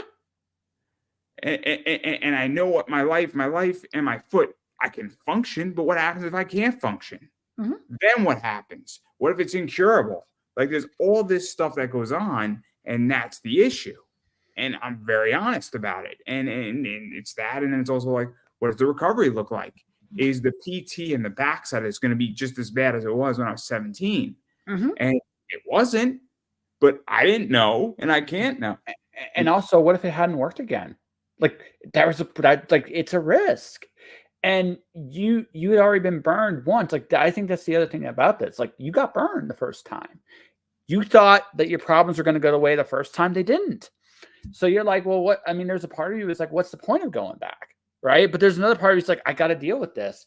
But what do I do, right? And that's again, it's terrifying, right? It's a little terrifying because you have to look at things like it's you have to face your fears when you're trying to fix something, right? There's that subconscious thing that you broke it. Whether you did or didn't is irrelevant, right? There's a little bit in the back of your fear of, well, something might be wrong with me, right? Because it didn't work the first time. Why didn't it work the first time in your case? Or in my case, why did I let this happen? Right. And there's a like again, this is the mind fuck you do to yourself. And you have to kind of come to terms with it. Now, when you come to terms with it, it's great. It's wonderful and all that stuff. But that's a process. And you have to be aware of that. To some degree, you got to be aware of that process, and you have to be willing to come to terms with it. When I was ready to fix my teeth, the other thing too is I dealt with some of this when I went through my major like crisis. Some of these emotions that were coming to the surface didn't come to the surface until I was ready to fix the stuff, because I had locked some of this stuff away. And I didn't realize how much until I went to go fix it. And then I had to kind of deal with some of these emotions all over again. Right? Oh yeah, I dealt with that. I Yeah. mean, it was. I have a funny story about my surgery. I've so this is the only thing I remember from my surgery is that there's two things I remember. I'm pissed off that I didn't bring my Raycons because I wanted to listen to Avril Lavigne on the way down. So that's one. Okay. So this is at 6 a.m. This is what I wanted to listen to. Sure. Oh my God! Just her. I think it was like her 2012 or 2013 album was fantastic. This is one that starts with rock and roll. Great album. It's a decent one. It's a decent one. It's not my favorite one of hers, but it's a good one. I really enjoy it. I enjoy her version of Bad Reputation. Oddly enough, is at the end of like Strong World in One Piece. Who knew, right? But anyway, just goes to show that that anime knows how to pick good songs. But anyhow, I digress. So that's the first thing. So I was upset already going into my surgery. And the second thing is that the anesthesiologist thing, I was a wreck. And all I remember is I'm playing with my phone and I'm going in and out of this really, really quickly. And then the best decision I made that entire day is I just handed my phone to my mom. And I'm like, I could really sell a bunch of stock right now, or I could probably send somebody a dick pic and they might not appreciate it. So why don't you take my phone? And so that's the last thought I was thinking before I called. Okay. So I could die on the operating table, and this is the last stuff I'm thinking. So I'm like, you know what, Mom? Why don't you just take my phone? Fair enough. I can't fault them for that. I mean, yikes, but also can't fault you. But yeah, like that's the thing. Like it's when you're ready to heal, like when you're honestly ready to heal, the requirement isn't just the physical damage done to you. It's part of it. But the other part of it is that mental, you got to be ready to heal. And a lot of times, and that means you got to, in order to really truly heal, you have to be willing to let go of the things you were feeling. That means you got to process what you're feeling, which is scary in and of itself. But you got to go through that process first, and then you have to let it go. And I remember, so the night before my first dental surgery, I cried. I legitimately cried like a baby because I had to, like, it was all there. Everything I went through, everything I suffered is in my head. And it's just like, there's that. Why did I let this happen? Why? And then there was part of me that was just like, I had to look at myself at my angriest moment in my life, not the surgery, but when things really fell apart, and I had to forgive that guy. And I also had to understand that guy, because he was hurt, and he did some things that wasn't drugs, starvation, more than anything else. But he had to do some things, hard things to survive. And he could have left sooner than he did, and he probably should have. But he just wasn't ready to leave. And I had to let that guy go. And that was a very, that's a very honest way of looking at it. Like, the people that damage you, it's an easy, I'm not going to say it's easy to hate them. What I'm going to say is it's easy to keep hating them at a certain point, because that means that the damage done in here, you don't have to look at it. But if you want to truly let go and be free in this life, you have to look inward. And that's something that me going through what I've been through in life, I've learned that. And, again, so if anyone listens, like, again, I tend to do a lot of positive stuff on my Facebook pages and other things. It's not that I haven't seen the darkness of the world. I just I decided that I wouldn't let the darkness in my life define me. I wanted to move past it. And that was a decision I made a long time ago. I know, again, I'm not perfect by any stretch of the imagination, but I choose, I think, by and large, a happier world because I've seen what's out there, and I know I can do it. And that might sound really cheesy and corny, but that's where I'm at. Hey, you're doing better than me because I struggle between positive and negative a lot, and it is a very complicated battle internally, without a doubt, and I'm well aware. And there are good things that come out of it, but there's definitely a lot that has to be worked through with me, and I because it's my healing isn't done, for lack of a better word, and also I deal with a lot of things, and I'm very honest about it, where I understand, but I made a bunch of positive changes for the better. But we all handle it differently.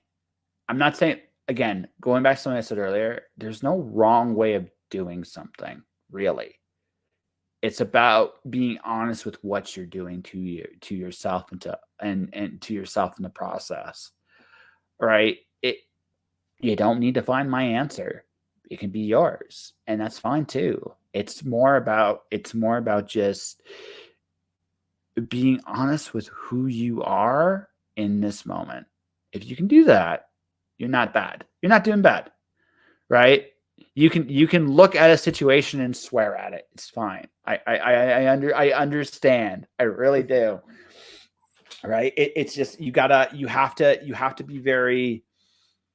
have to be honest with yourself, and that's something that I think a lot of us have to learn as we get older. And then when you get to my age, you get to a certain point, it's like, ah, fuck, it's who I am. I'm going to enjoy it, and hopefully people can enjoy it with me. But if they don't, that's fine too. I'm long past caring. So you like that? You like that? I have become somewhat like that, but I'm not fully on board your train just yet. I will get there. I will get there. I promise you. How old are you? I'm 31. 5 more years. You'll get there. I'm inching there very slowly, but I will join you on that train eventually. I'll be a full supervillain by the time I'm 50. I've joked about this on a few podcasts. Like, so I had this conclusion that Spawn has the most obnoxious costume in the world. Like, seriously, his cape. How does he not trip? That, right? Like, honestly, it is the longest, most coolest looking thing you'll ever see. But the truth of the matter is, right? Let's be real here. Let's be absolutely 100% real. He's that cape would trip. Like, the way I would fight Spawn is I would hockey fight him. I put the cape over his head and just start hitting him as hard as I could, right? Because and I actually had this idea I was going to do this for Spawnuary or whatever the heck they called this, was a hockey beating up Spawn in a dressing room. What happened with him? He wore that stupid cape on the ice, and the guy just took him down, right? And that would be, because that's the thing. But all of which to say in jest. But it occurred to me that if I turn 50 and I do this crazy path I'm on, I might become a full-fledged supervillain. I too would have a giant ass red cape. The difference is I'd hire somebody to carry it for me when I wasn't standing still. Will they also bring a fan so that it could blow in the wind? No. Doesn't need to. Just the cape itself was awesome. The wind will be a bonus, but I gotta be careful. Now that you bring that up, if it's too long, I might fly away. Like, that is entirely possible. I might fly away. and the thing is, Andrew can see it in his head, and he'd be like, he'd pay to see that. It's like, wait. I would super chat for it for sure. Yes, yeah. Make him blow away. No, but like that's the thing, right? I won't ever talk to myself in third person, but again, I've embraced who I am, and you come to a point in your life where you don't worry so much about what other people think of you. It's about you being in peace with who you are. And that's important, because once you have that inner acceptance, you'll have that self-respect. And self-respect, to be perfectly frank, is the only respect that matters in this world. The rest of it's nice, but your own self-respect, you can't put a price tag on it. And it's one of the only two things you actually have. I mean, I'll be honest. I like being respected for my opinion on certain topics in my company and job, because you know what is it's nice when somebody delegates to you because you're the expert. It's a nice feeling. Sure. But I don't need an award. I really don't. I need a day off. That's what I need. Yeah, More than sure. anything. I'm just being real. Like, prestige is an odd thing. I've had awards. I've been nominated for awards. I've won an award. I might be going down a path that's more that feels more prestigious, but I have a very different point of view on prestige. I use prestige for a purpose, not to stroke my own ego. I'll be doing other things to stroke my own ego. Not the prestige is not what I'm going to worry about there. But I say that. Are you there? Yeah, I'm here. Yeah. I hope. Yeah, I froze there for a second. It's like, oh, did I disappear? Did he disappear? Anyway, all of which to say is, like, it's not as important as it's nice, but it's not as important as you think it is. Like, honestly, there's a lot of people whose opinions are deferred to that aren't happy with themselves, and you can see it sometimes. And I think they if you told them like what they would trade for, like if they had to choose between self-respect and the respect of others, self-respect would be higher in the long run. I'm sorry. You don't work at my company, and Halloween is serious business in my Okay. company. Because if you win a Halloween award, everybody knows you had the best costume. That's sexy. What was your costume? I decided to skip this year because my coworker was a piñata, and I saw his costume. I'm like, I just went home. I'm like, I'm done. Did you break the piñata? I should have been a bat. That would have been really funny. That would have been really funny. Why not? Like, why not, man? I know what I'm doing next year, but oh, it's gonna be great. It's gonna be so good. I think I'm gonna be a stapler in Jello. Interesting. And then I'm gonna have my coworker be Dwight. Sure. You know, Dwight would win, right? Dwight would win that contest. Just saying. I know. Yeah, Dwight would win. Like Dwight would legitimately win. So let's see here. We haven't actually talked about any comics at all. I just realized this is an entire conversation. The closest we got is Hockey Fight with Spawn. Right? I know, it's so bad. It's so bad. It's partially my fault because I was really just not feeling great last night, and I was exhausted because my niece has come to visit me. She's staying for the week, and instead of being a responsible interviewer, I was playing with her instead. So normally I would have real questions, and I said, you know what? I've known Josh for a while, and Josh is really good at conversation, so we're just gonna wing it and see what happens. And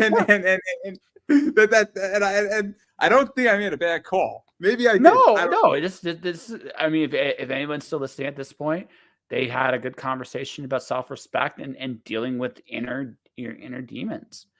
And then we talked about piñatas and red capes and Dwight from The Office. So I mean, you got a little bit of everything in this conversation, really. I mean, the first 20 minutes is all about football. So a Canadian. Well, yeah. I mean, but I should have asked you the serious question is, how did you, as a Canadian, get so involved in American football? That's like the question. Like the answer is ironically my side gig. I work for the Calgary Flames, which is an NHL hockey team, as a side gig right now. And so they are all like everybody that works in there on some level or not, whether they want, like, again, some more than others, but they're into sports. So what happens is I'm literally watching American football, baseball, hockey all year round when I'm there. So I'm the interesting thing about working at the arena is everybody goes there sooner or later. I've seen the mayor of my city in there. I've seen Bret the Hitman Hart. I actually walked by him one evening. He was grabbing a hot dog out of the lineup, just quietly, just minding his business. That's how I met Bret Hart. I met the coach of the Calgary Flames, or the former coach at that point of the Calgary Flames, at the end of the season last year. Nice guy, really nice guy when he's not on the air. So I mean, there are some really neat people in the building. But one of the things you learn is everybody's there is passionate about something. And so I got to watch football a lot during my time there. So I got caught up with it. And it's just like, now it's just, and between that and when I write, the other thing I do, I like sports talk shows. And the two I thoroughly enjoy right now are First Things First. It's funny. And I enjoy First Take with Stephen A. Smith when Shannon Sharp's on the show. So Stephen A. Smith. What? The great Stephen A. Smith. Oh, he's definitely, he's good at what he does. Like, he's an entertaining guy. I'll give him that. I'm going to ask you something about him, and it might be slightly controversial, but I'm curious your take on him. Did you see his whole thing with Jason Whitlock? I think he made him. I don't think he should have given Whitlock the time of day. Remember how I was talking about, now again, Whitlock's been talking about him on and on and on and on. And I could see, I can understand having enough. I can understand that. But on the flip side, Stephen A. Smith's in a very, very prominent position right now. Like he's right now at his apex, like what he's doing at ESPN right now. He's punching down to practically everybody. Right?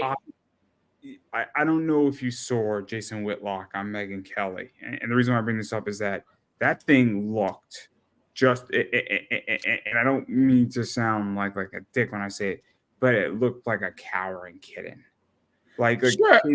It was clearly you have a juggernaut with Stephen A. Smith, and then Jason Whitlock's response was like, Stephen A. Smith is gonna overkill you and run you over in a monster truck. Like it's not a fight. No, but that's not. It's not that it's a fight. It's like, okay, it's like,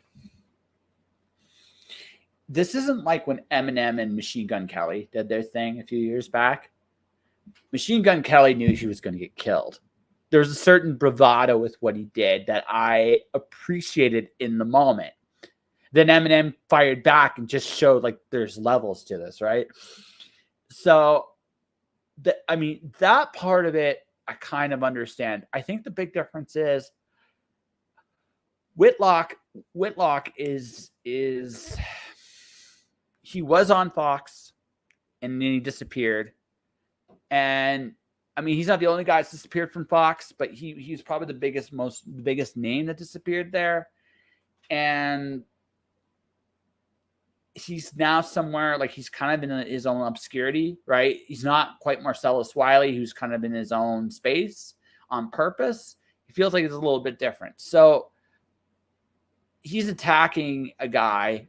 He's punching up the Stephen A. Smith. Stephen A. Smith, I mean, any response he gives Jason Whitlock is he's punching down hard. And that's the thing. Like, he can stomp out anybody he wants to like a bug, but he looks oddly bad for that. Because what you've done now is you've given Whitlock a little bit of credibility. You answered him. And you answered him publicly. I don't name names when I bash people. And the reason I don't name names is because I don't want to back and forth necessarily on someone else's platform, number one. But number two, if I make it vague, right? If I make it vague, I'm not burying anybody. Whether I'm punching up or punching down, I'm not saying anything really, really, really, really terrible. I'm just saying my opinion and I'm keeping it there, and it's not a fight. The moment a name comes up, it's a fight, right? And anything you dish out, you have to be willing to take. So I look at it like, for him to put his airtime, his valuable airtime in on him, I don't know if that was the wisest thing. He acknowledges it himself, by the way. Stephen A. Smith acknowledged this point when he mentioned that Sharp told him not to do this. It's like, I understand where they're coming from, but I'm going to do it anyway. And fair point to him. I mean, I thought the first part of that episode where he addressed the Pat McAfee, the Aaron Rodgers thing, I said, look, this is ESPN business. We don't talk about ESPN business. That's closed door business, and we're not going to talk about that. And I thought if he then just continued talking about whatever he wants to talk about and avoided Jason Whitlock, to me, that just clarifies the air and says, look, what Pat McAfee and ESPN and Aaron Rodgers all had a private meeting, that's private business, and it's going to remain that way. And he should have said that's what he should have done with Jason Whitlock to some degree. He did. He didn't even have to mention Whitlock by name. Like that's the thing. He didn't have to mention Whitlock by name. He told it like he saw it. I'm not going to say he pulled any punches. You know, he was very honest about his opinion. I can respect that. And again, there's a part of me that understands why. I get it. But I don't know when you hit a certain stratosphere, you're never gonna. There are people like writing wise, like I could say terrible things about. Now they would not, whether they're true or not, irrelevant. I would never get a punch down from these guys because they are so many levels above me, and they shouldn't punch down on me. I'm just a guy, right? Vice versa, right? Like when you hit a certain point, and again, because you're not there forever either. Nobody stays on top forever. There's an up and there's an ebb and there's a flow to this. So you want to be good. You want to ideally treat everybody as good as you can when you're coming up. And when you come down, you're good. Now, again, I'm not going to, like, if someone asked me a straight question about a particular individual, I'd answer it, but I'd be diplomatic about it. I wouldn't necessarily, even if I thought the person was a dick, I'd be nice about it. You know what I mean? But that's my own standard. I don't necessarily, again, to Stephen A's credit, he understood what he was doing. He wanted to do it. And that part I can respect. I don't agree with it, but I understand it.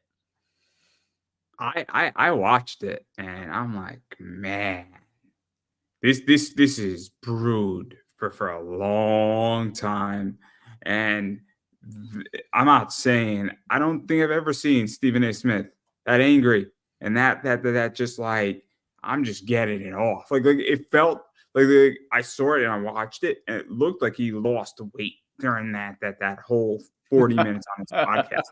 And I don't mean like I lost weight like 10 pounds. Like he looked at the end of that like, man, I've been wanting to say this for years. Sure. And you know what is? He kind of looked happy at the end. Oh yeah, no, it's satisfying. It's satisfying. I'm not even denying it. There's certain satisfaction in that. Right? He's been wanting to say something for a long time. You can see it. But at the same time, right? Like he gave the guy a platform, a big platform, right? So anyone that wants to look him up now will do so, right? And that's the part that's the terrible part, right? Right? You have earned someone's attention and now they have to deal with you. And yeah, I understand it. I really, really, really do. But yeah, it's like He's in an odd position. There's not too many people you can go off on like that without building them up, right? I'm going to go use the Eminem kill shot line. I had to give you a career to destroy it. That's kind of what Stephen A had to do here. I mean, who could be in that league of Stephen A. Smith right now? That's my point. That's what I mean. I'm going to throw a name out there, and I think you're going to shoot me down, but right now, I think one of the closest, and I think it's miles out, is Pat McAfee. Where I think Pat McAfee is not a Stephen A. Smith, but I think he's gonna be, because Pat McAfee is huge, and Pat McAfee is amazing. And the fact that he called the Women's Royal Rumble, right? He called the Women's Royal Rumble. That was the first match, right? Yes. I thought it was great that he did that. And my point though is that Pat McAfee draws an audience, and he is a big asset for ESPN. But he's not Stephen A. Smith. But I mean, I don't think Pat McAfee pissed off Stephen A. Smith, so that's okay. It's a slightly fair fight. Like that would be a slightly fairer fight than what Whitlock Smith was. Without a doubt. Yeah, that'd be I'm not saying it still would be fair, but it'd be fairer. I like Pat McAfee. I really enjoy Pat McAfee. I enjoy his show. I enjoy him announcing. I miss him in WWE a lot. He's the permanent color commentator on Raw now.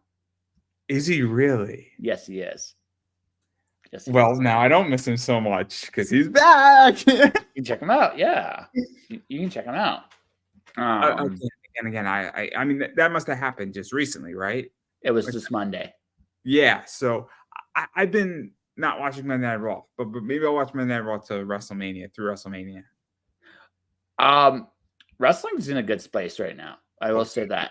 Oh, it's in a fantastic place. I mean, the indies are awesome. AEW is pretty solid right now, I would say. WWE is killing it. I mean, what do you think of the Netflix deal, man? Yeah, kudos to WWE. You hear about Vince? Are we really surprised? A little bit. That's freaky shit. I mean, I'm not thrilled with him, but I'm not surprised. Am I surprised he used his power to get sexual favors? No, I'm not surprised about that. But that's not new. That's not new. No, that's not new. To the depth at which he went, holy shit! Like that was that was not cool at all. No,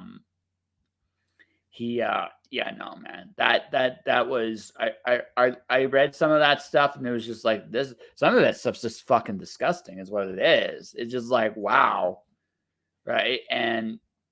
But that's where we're at, and it's like holy shit, this really went down.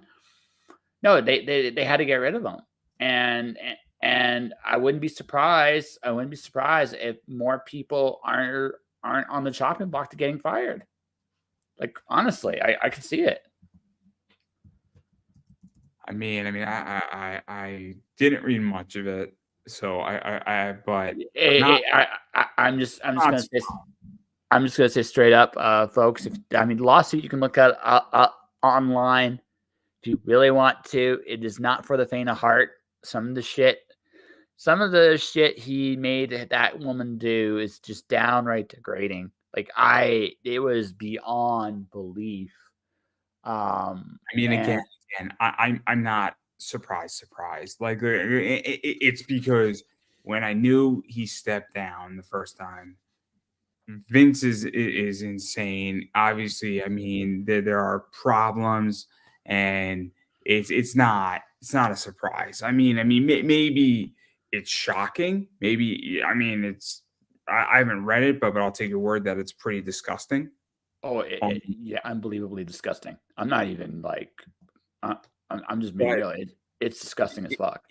It's not out of my imagination, is I guess where I'm going with this, because I just don't. The first time this came out, 3-4 years ago, like I knew there was more deep down, and that's the whole thing. I mean, you know why Pat McAfee was in the Royal Rumble, right? You know who spot he took, right? Actually, I heard that was Braun Breaker's. Braun Breaker took Brock's spot, not Pat's. Oh, I thought Pat took Brock's. Nope. That's what I thought, and that's what I thought the whole thing of him coming in and out was. No. From what I've read, it was Braun Breaker took Brock Lesnar's spot, and everything. I mean, he did it Braun's way, but everything Braun did in terms of eliminations, getting eliminated by Dominic Mysterio, everything that was Braun. Like Braun took Brock's spot, and I mean, if there's one good thing that came out of it is that Braun Breaker is, without a doubt, he's ready to go. I mean, that was amazing. The Royal Rumble pay-per-view was awesome. I enjoyed it. The Women's Rumble ruled. The Men's Rumble, while predictable, the final, like the end of it was really good. But the last 7 were great in the Men's Royal Rumble. So it was McIntyre, Sami Zayn was there, Cody, CM Punk. Oh, I forget the other 3. Gunther was in there. And so was hold on, there was another one like Drew, Cody, Gunther, Punk were the final 4. Zayn and Jey Uso had a pretty good showing in there too. Like he was pretty good in there. I really enjoyed the Usos starting it off. I thought that was smart. Mm-hmm. Yeah, it kind of reminded me a little bit of the Demolition start, but also not at the same time. So it's like it was a good choice. I thought Cody was going to be number 1. Actually, I actually thought Gunther was going to win it. So I mean, credit to them. I mean, but the Women's Rumble was great. I think that was the highlight. The Bailey, that was great. I love Bailey. Oh, she's just, I mean, honestly, do you think it's going to be her and Io, or do you think it's going to be her and Rhea? Her and Io, because that's where the story is going. And so it's damage control going to break, and it's damage. It might be broken as early as this week, because Io needs to, like, honestly, Bailey's earned this. To her credit, Bailey has earned this. I think Rhea is going to have Becky at WrestleMania. I think that's what they're building towards. I don't know if Becky beats her or not. I'm 50-50 on that. Rhea is she's the closest thing to Sensational Sherry today, which is a huge. That's meant that as a compliment. She doesn't need the title anymore, which is a really cool thing to say about her. But I could also just see her beating Becky at WrestleMania, because Becky also is at that point in her career where she doesn't need a title anymore either. And of the two of them, I mean, if neither of them need it, you might as well keep it on Rhea. I could see that. I can see that argument. So, I mean, it's going to be fun. It's going to be fun. I would like to see. I'm stoked. The Awesome Truth is back. That's going to be fun. That's the hot tag from R-Truth. R-Truth being in both Rumbles was funny. I laughed both times. That was amazing. The hot tag. The hot tag was funny, but I think the Women's Rumble was funnier. He shows up, he runs down, he runs past Valhalla, who's as stunned as he is. And he goes into the Rumble. It's like, where are the guys? He gets thrown right out. And it's just like, okay. and then it was Adam Pearce. It's like, yeah, what are you doing? It's like, what are you doing? Why are you out here? Adam Pearce is the best general manager for Raw ever, because he's. I think Adam Pearce was a wrestler. He's a really good producer, and he just knows how to talk to wrestlers. In a way, he's like, I'm a wrestler, you're a wrestler, but I'm managing this Raw brand. Oh, it's just the footage they have on they have some like footage of him walking Truth to the back, and just like he's like, I need a drink. I just need. How did you go in there? And he confused, because the Truth just plays confused, and the cool thing about that is he gets away with a lie as a result.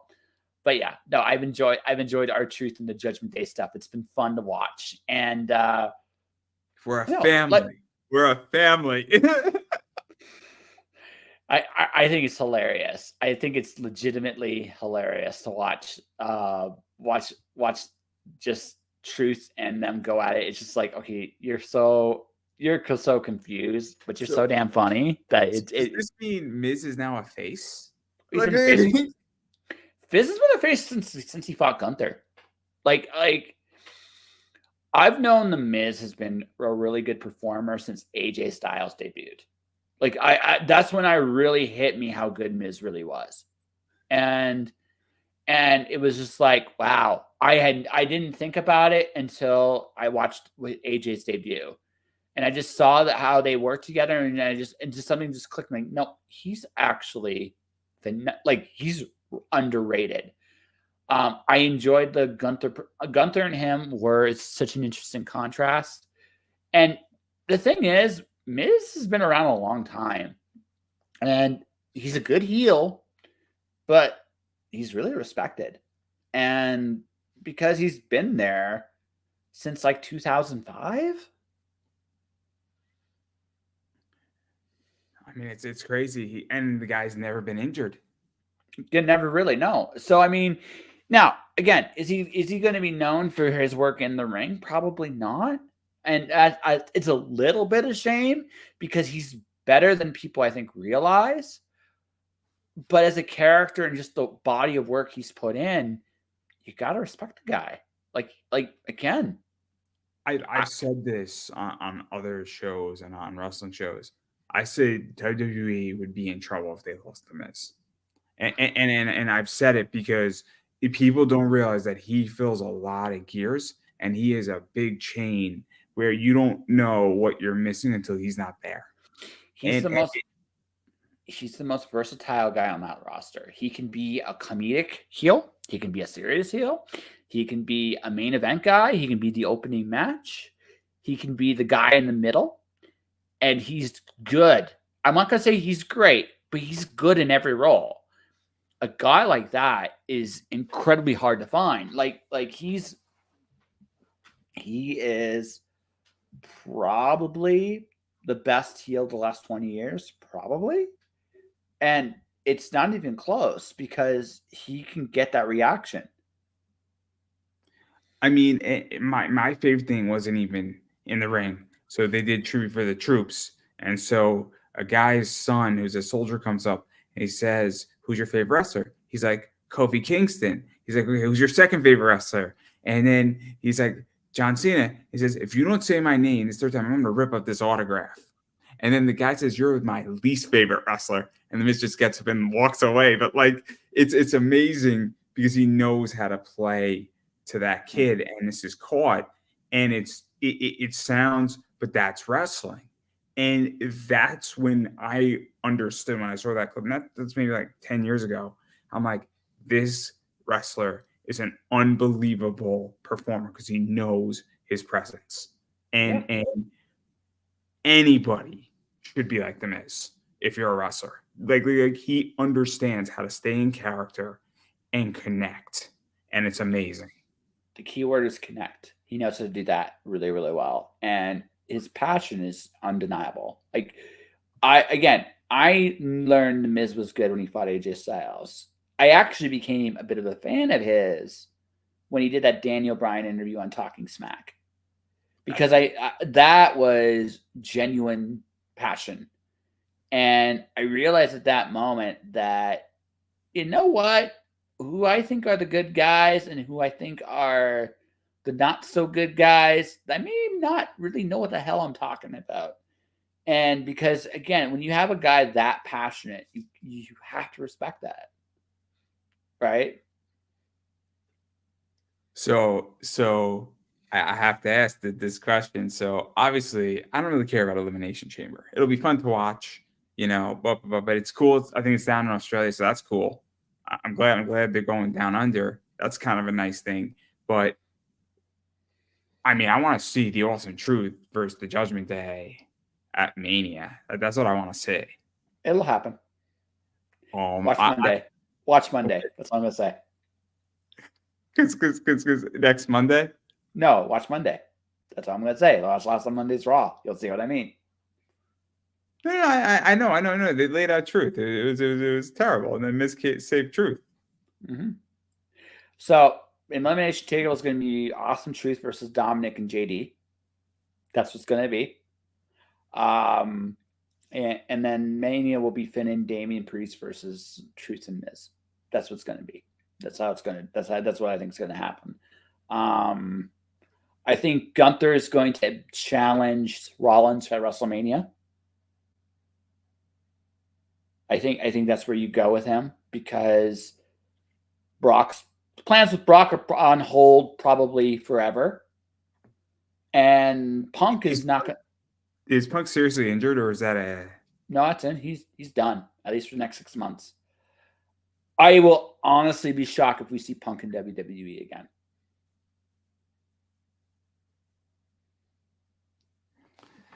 It's going to be interesting. Okay. Let me clarify this. It's not his injury. I've always thought the Punk has a shelf life in WWE, and the big thing with him is, like, honestly, he should be the biggest heel. In the best 2 stories you can tell with Punk are Punk and Cody, which you kind of did at the Rumble, kind of. Punk and Rollins is the second best story you can tell.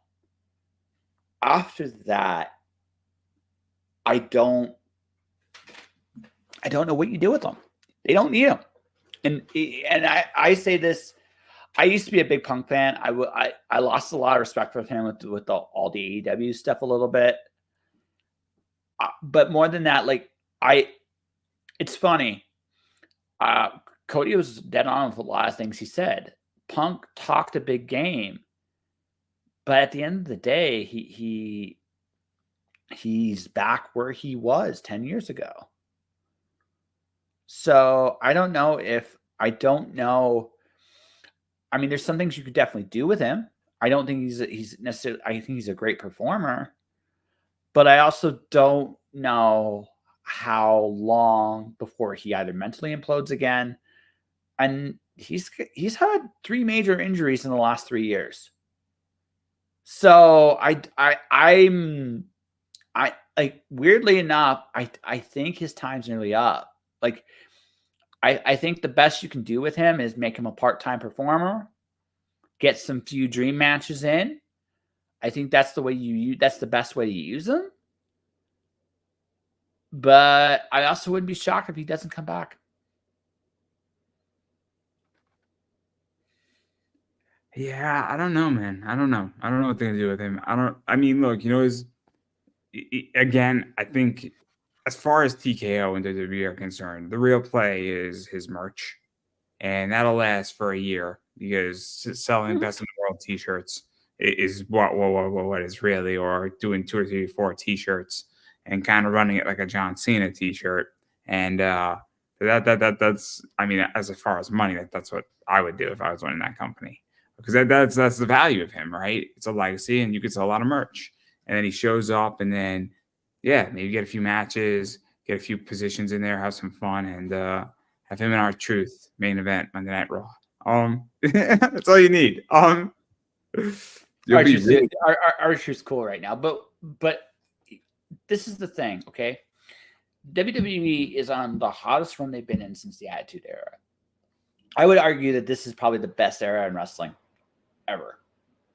I could make a very strong case for it. And you have Seth Rollins, you have Cody, you have Kevin Owens, Sami Zayn underneath them. Jey Uso is really, really good right now. You have LA Knight.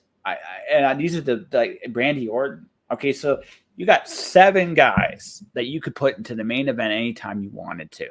Then you have on the other side, you have Roman Reigns when he shows up. I think he's definitely an attraction at this point, and I think they need to get the belt off him. It's my opinion, but he's an attraction you can bring back for years to come. You have Damian Priest, who's about ready to become something. Dominic Mysterio is going to be a world champion inside of 2 years. He's going to be world champion. You can see it. That's gonna be so much fun. No, you can see it. Like, he is such a good. He is really, really good. One of the things that's about him. So I didn't think Dominic was good in the beginning. I think Dominic is the most improved wrestler of last year and probably this year too, because he's only getting better. He's getting stupid good.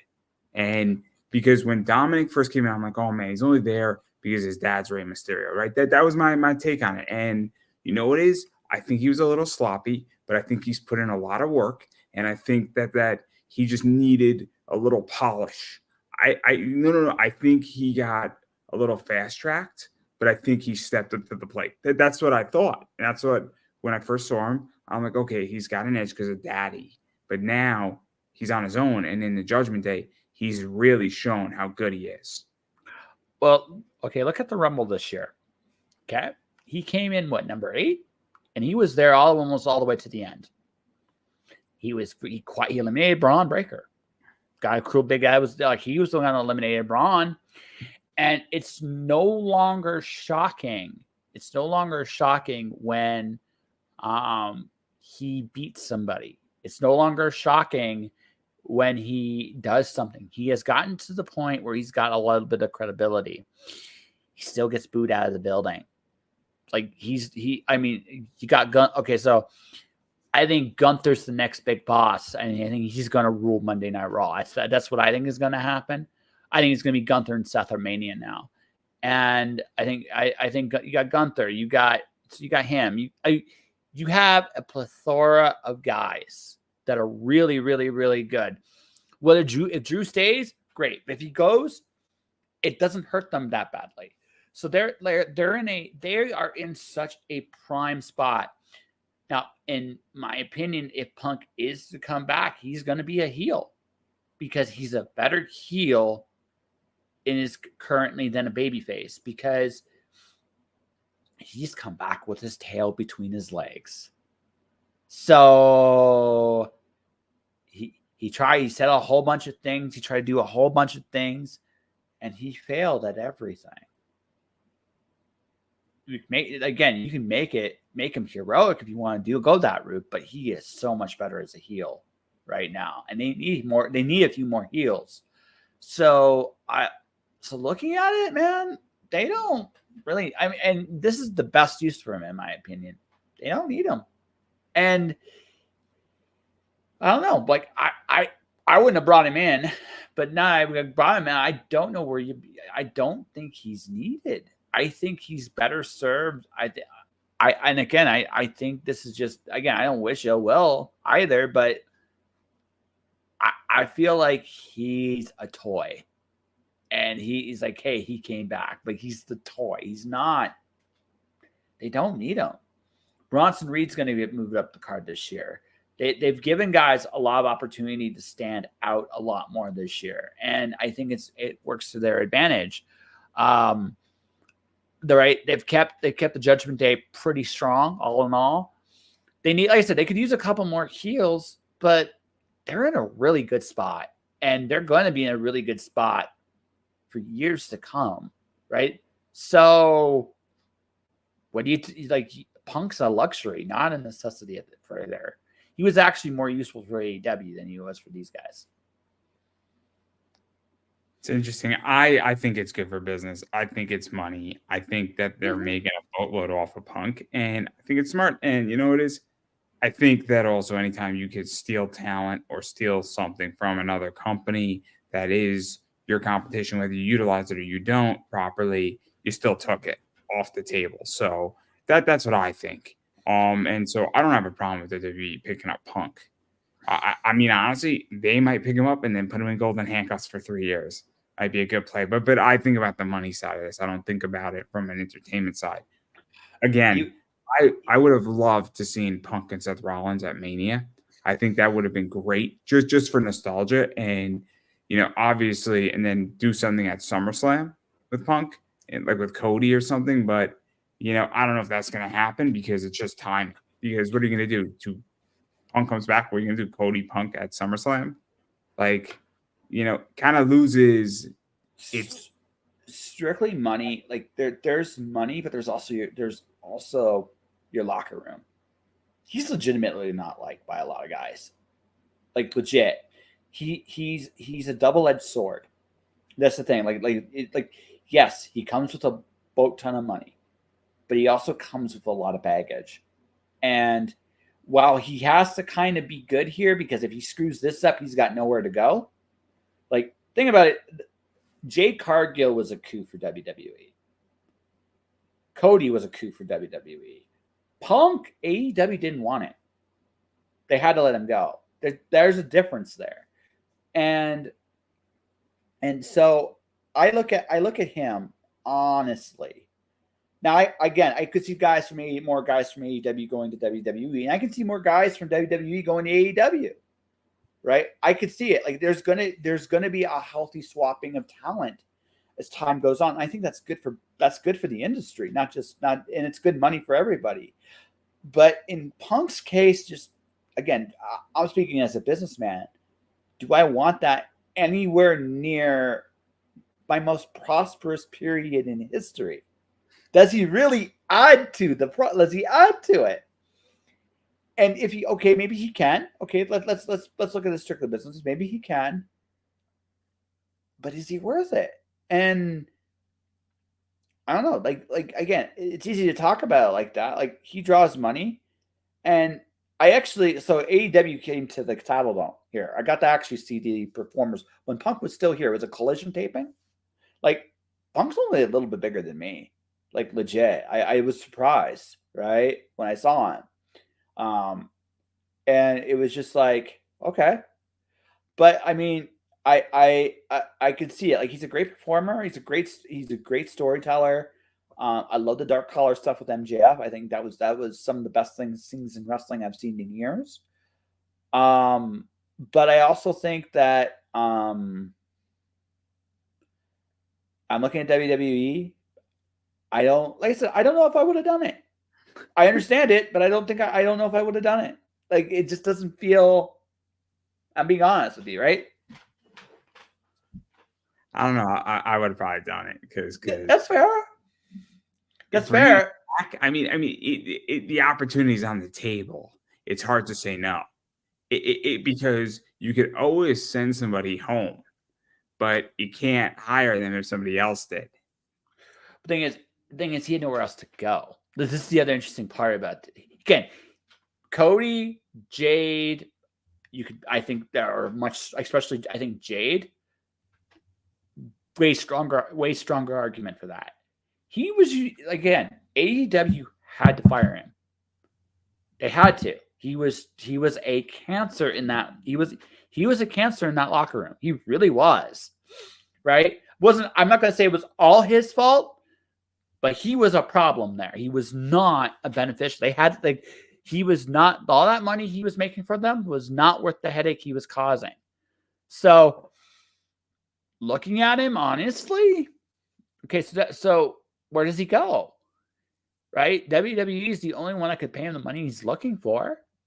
So again, you're WWE, you're like, okay, I have legitimately the best time I've had in 2 decades right now. Yes, he might be nice, but also I might need a stronger liquor because he's here. I don't know if that is worth the money he comes with. That's my thing. Now, again, Triple H agrees with you. He doesn't really agree with me. So maybe Triple H can again. I would love to be legitimately. I would love to be pleasantly surprised. He's passionate about the industry, and I respect that about him still. I hope while he's there, however long he's there, his passion keeps his good sense. Because I would love to be proven wrong about this. I would love him to go there, have a fun. I think it should be a part-time run just based on just my own opinion of him. But even if it's just a part-time run, he has great matches with some of the guys there because he really could. He's great at what he does. I'm not even like, it's not his abilities, but his attitude's been shitty for the last 2 years. I don't necessarily want to see that version of him there. I like where WWE is right now. I don't want him to fuck it I up. love where they're at. I mean, I don't watch Monday Night Raw religiously. I don't watch SmackDown. When I can watch NXT, I try to. But again, I think WWE is in a fantastic position as a business, as a company, as a product. I think they have some of the best talent. I mean, I've watched a bunch of these NXT kids grow up in wrestling now, and it's fantastic. And I've seen a bunch of people come from the indies. I mean, Carmelo Hayes. Mm-hmm. That guy was in wrestling open and beyond, and that's where he cut his teeth. He's a kid from Connecticut, and that guy's worked his ass off. And to see him wrestle, it's fantastic. To see Anthony Green in WWE for a little bit, to see I forget Alex Zane was there. Shoot, who am I missing? Can't think. Like all these people, Cora Jade. I mean, Cora Jade was Elena Black in freelance and GCW. So it's cool to see all these people. Yeah. So I'm just throwing it to you. Like I think WWE's done a wonderful job, and I think when WWE is good, it's great for the industry, and everybody's benefiting from this. And I think that's a wonderful thing. I'm not again. I don't, but that's the thing. Like as a guy if I was a fan in 2011 especially, I would love to see that CM Punk in today's world. I think that'd be amazing. But I've also seen in the last 2 years his attitude destroy, be incredibly self-destructive. So I don't want that guy. Like I just don't want that guy. So that's the last thing I'm gonna say about Punk. Like he is the closest thing to the Ultimate Warrior I've seen in this era. And it's just like, I never thought I'd say that, but it's true.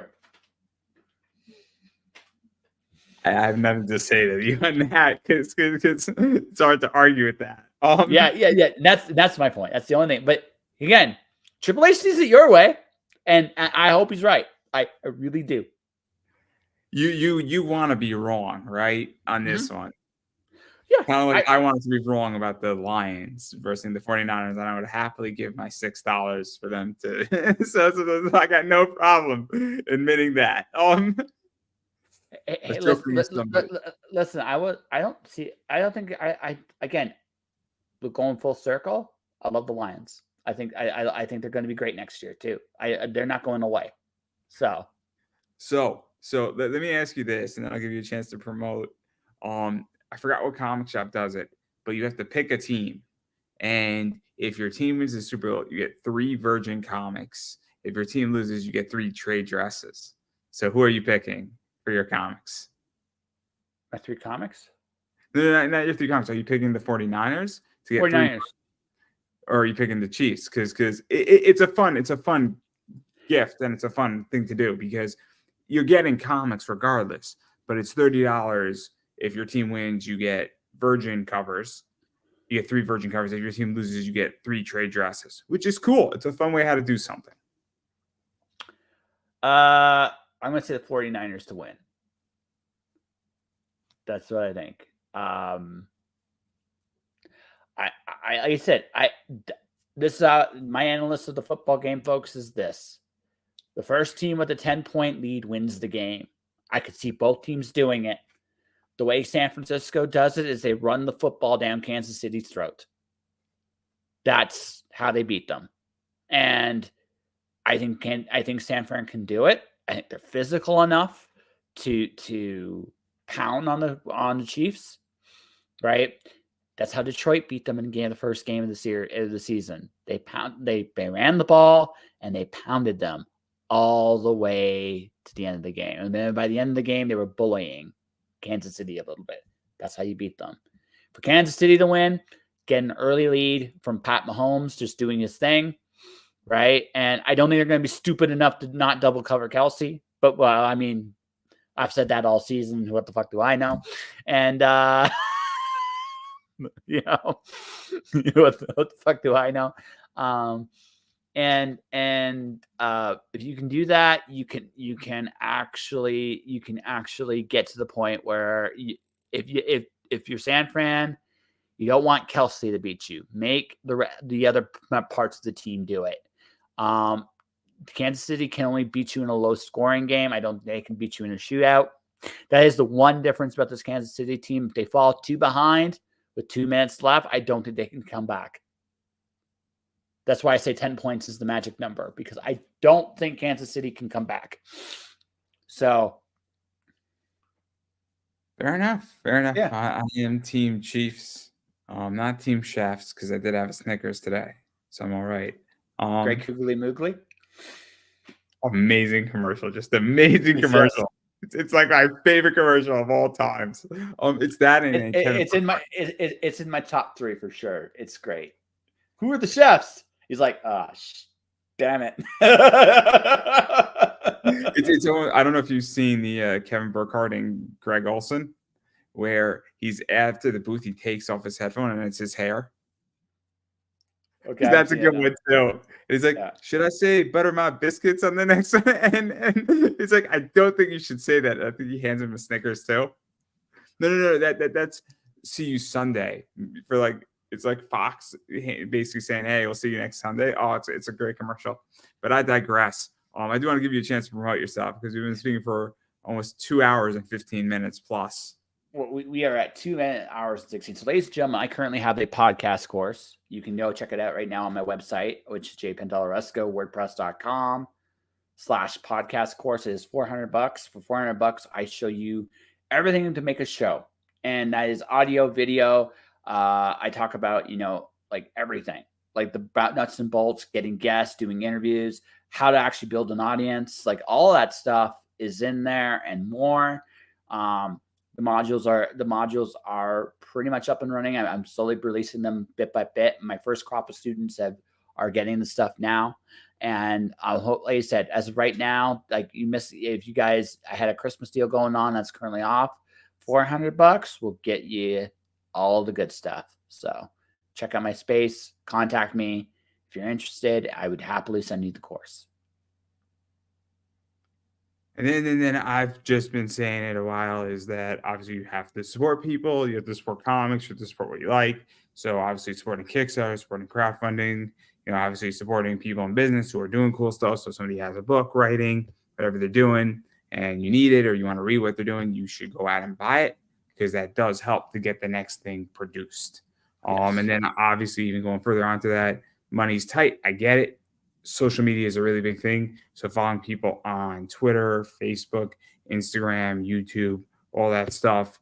I think everybody knows the drill. I put the link to your course, by the way, in the description for those who want to see it. So obviously you can click very easily, and then it'll take you to Josh's course, and you can figure out if you want to do it. And then I'm sure Josh will get you in, and you can learn all about podcasting. It's a lot of fun. But I digress about that. And then about me is I am Pop Anime Comics on Twitter/X. Instagram is Pop Anime Comics. Facebook is Pop Anime Comics. YouTube is Pop Anime Comics. TikTok is Pop Anime Comics. My eBay store is Pop Anime Comics Collectibles. And yeah, just so everybody is aware, I do have all 15 of these in foil. I bought out a print run. So yeah, I'm one of those guys. But I would not be stupid enough to do it twice. Now, would I? Of course I would be. So I bought this one out too. I have all 15 of the foils in this one. So that's something to keep in mind, that if you want those books, and I'm reasonable. I'm reasonable on my prices on those books. $300 a book. No. It's gonna be more like 65 when they come in. So, which is reasonable. It's really reasonable. So, but all jokes aside, even about that, if you are looking for rare comics and things that are hard to find, I tend to carry a lot of those things that sell out. And I try to keep my prices as reasonable as I can. And I try to be as competitive as I can, because I'm a collector and this is a business. And I think there's a happy medium between those two things. So that's something to keep in mind. And that's everything that I got going on. So appreciate everybody watching. And I'm going to give Josh the final word. Ladies and gentlemen, thank you for watching. Thank you for listening. However you are doing this, stay inspired out there. Keep shining in the dark. Remember, you're going where you want to. So be honest about where you're going. And that is a wrap, everybody.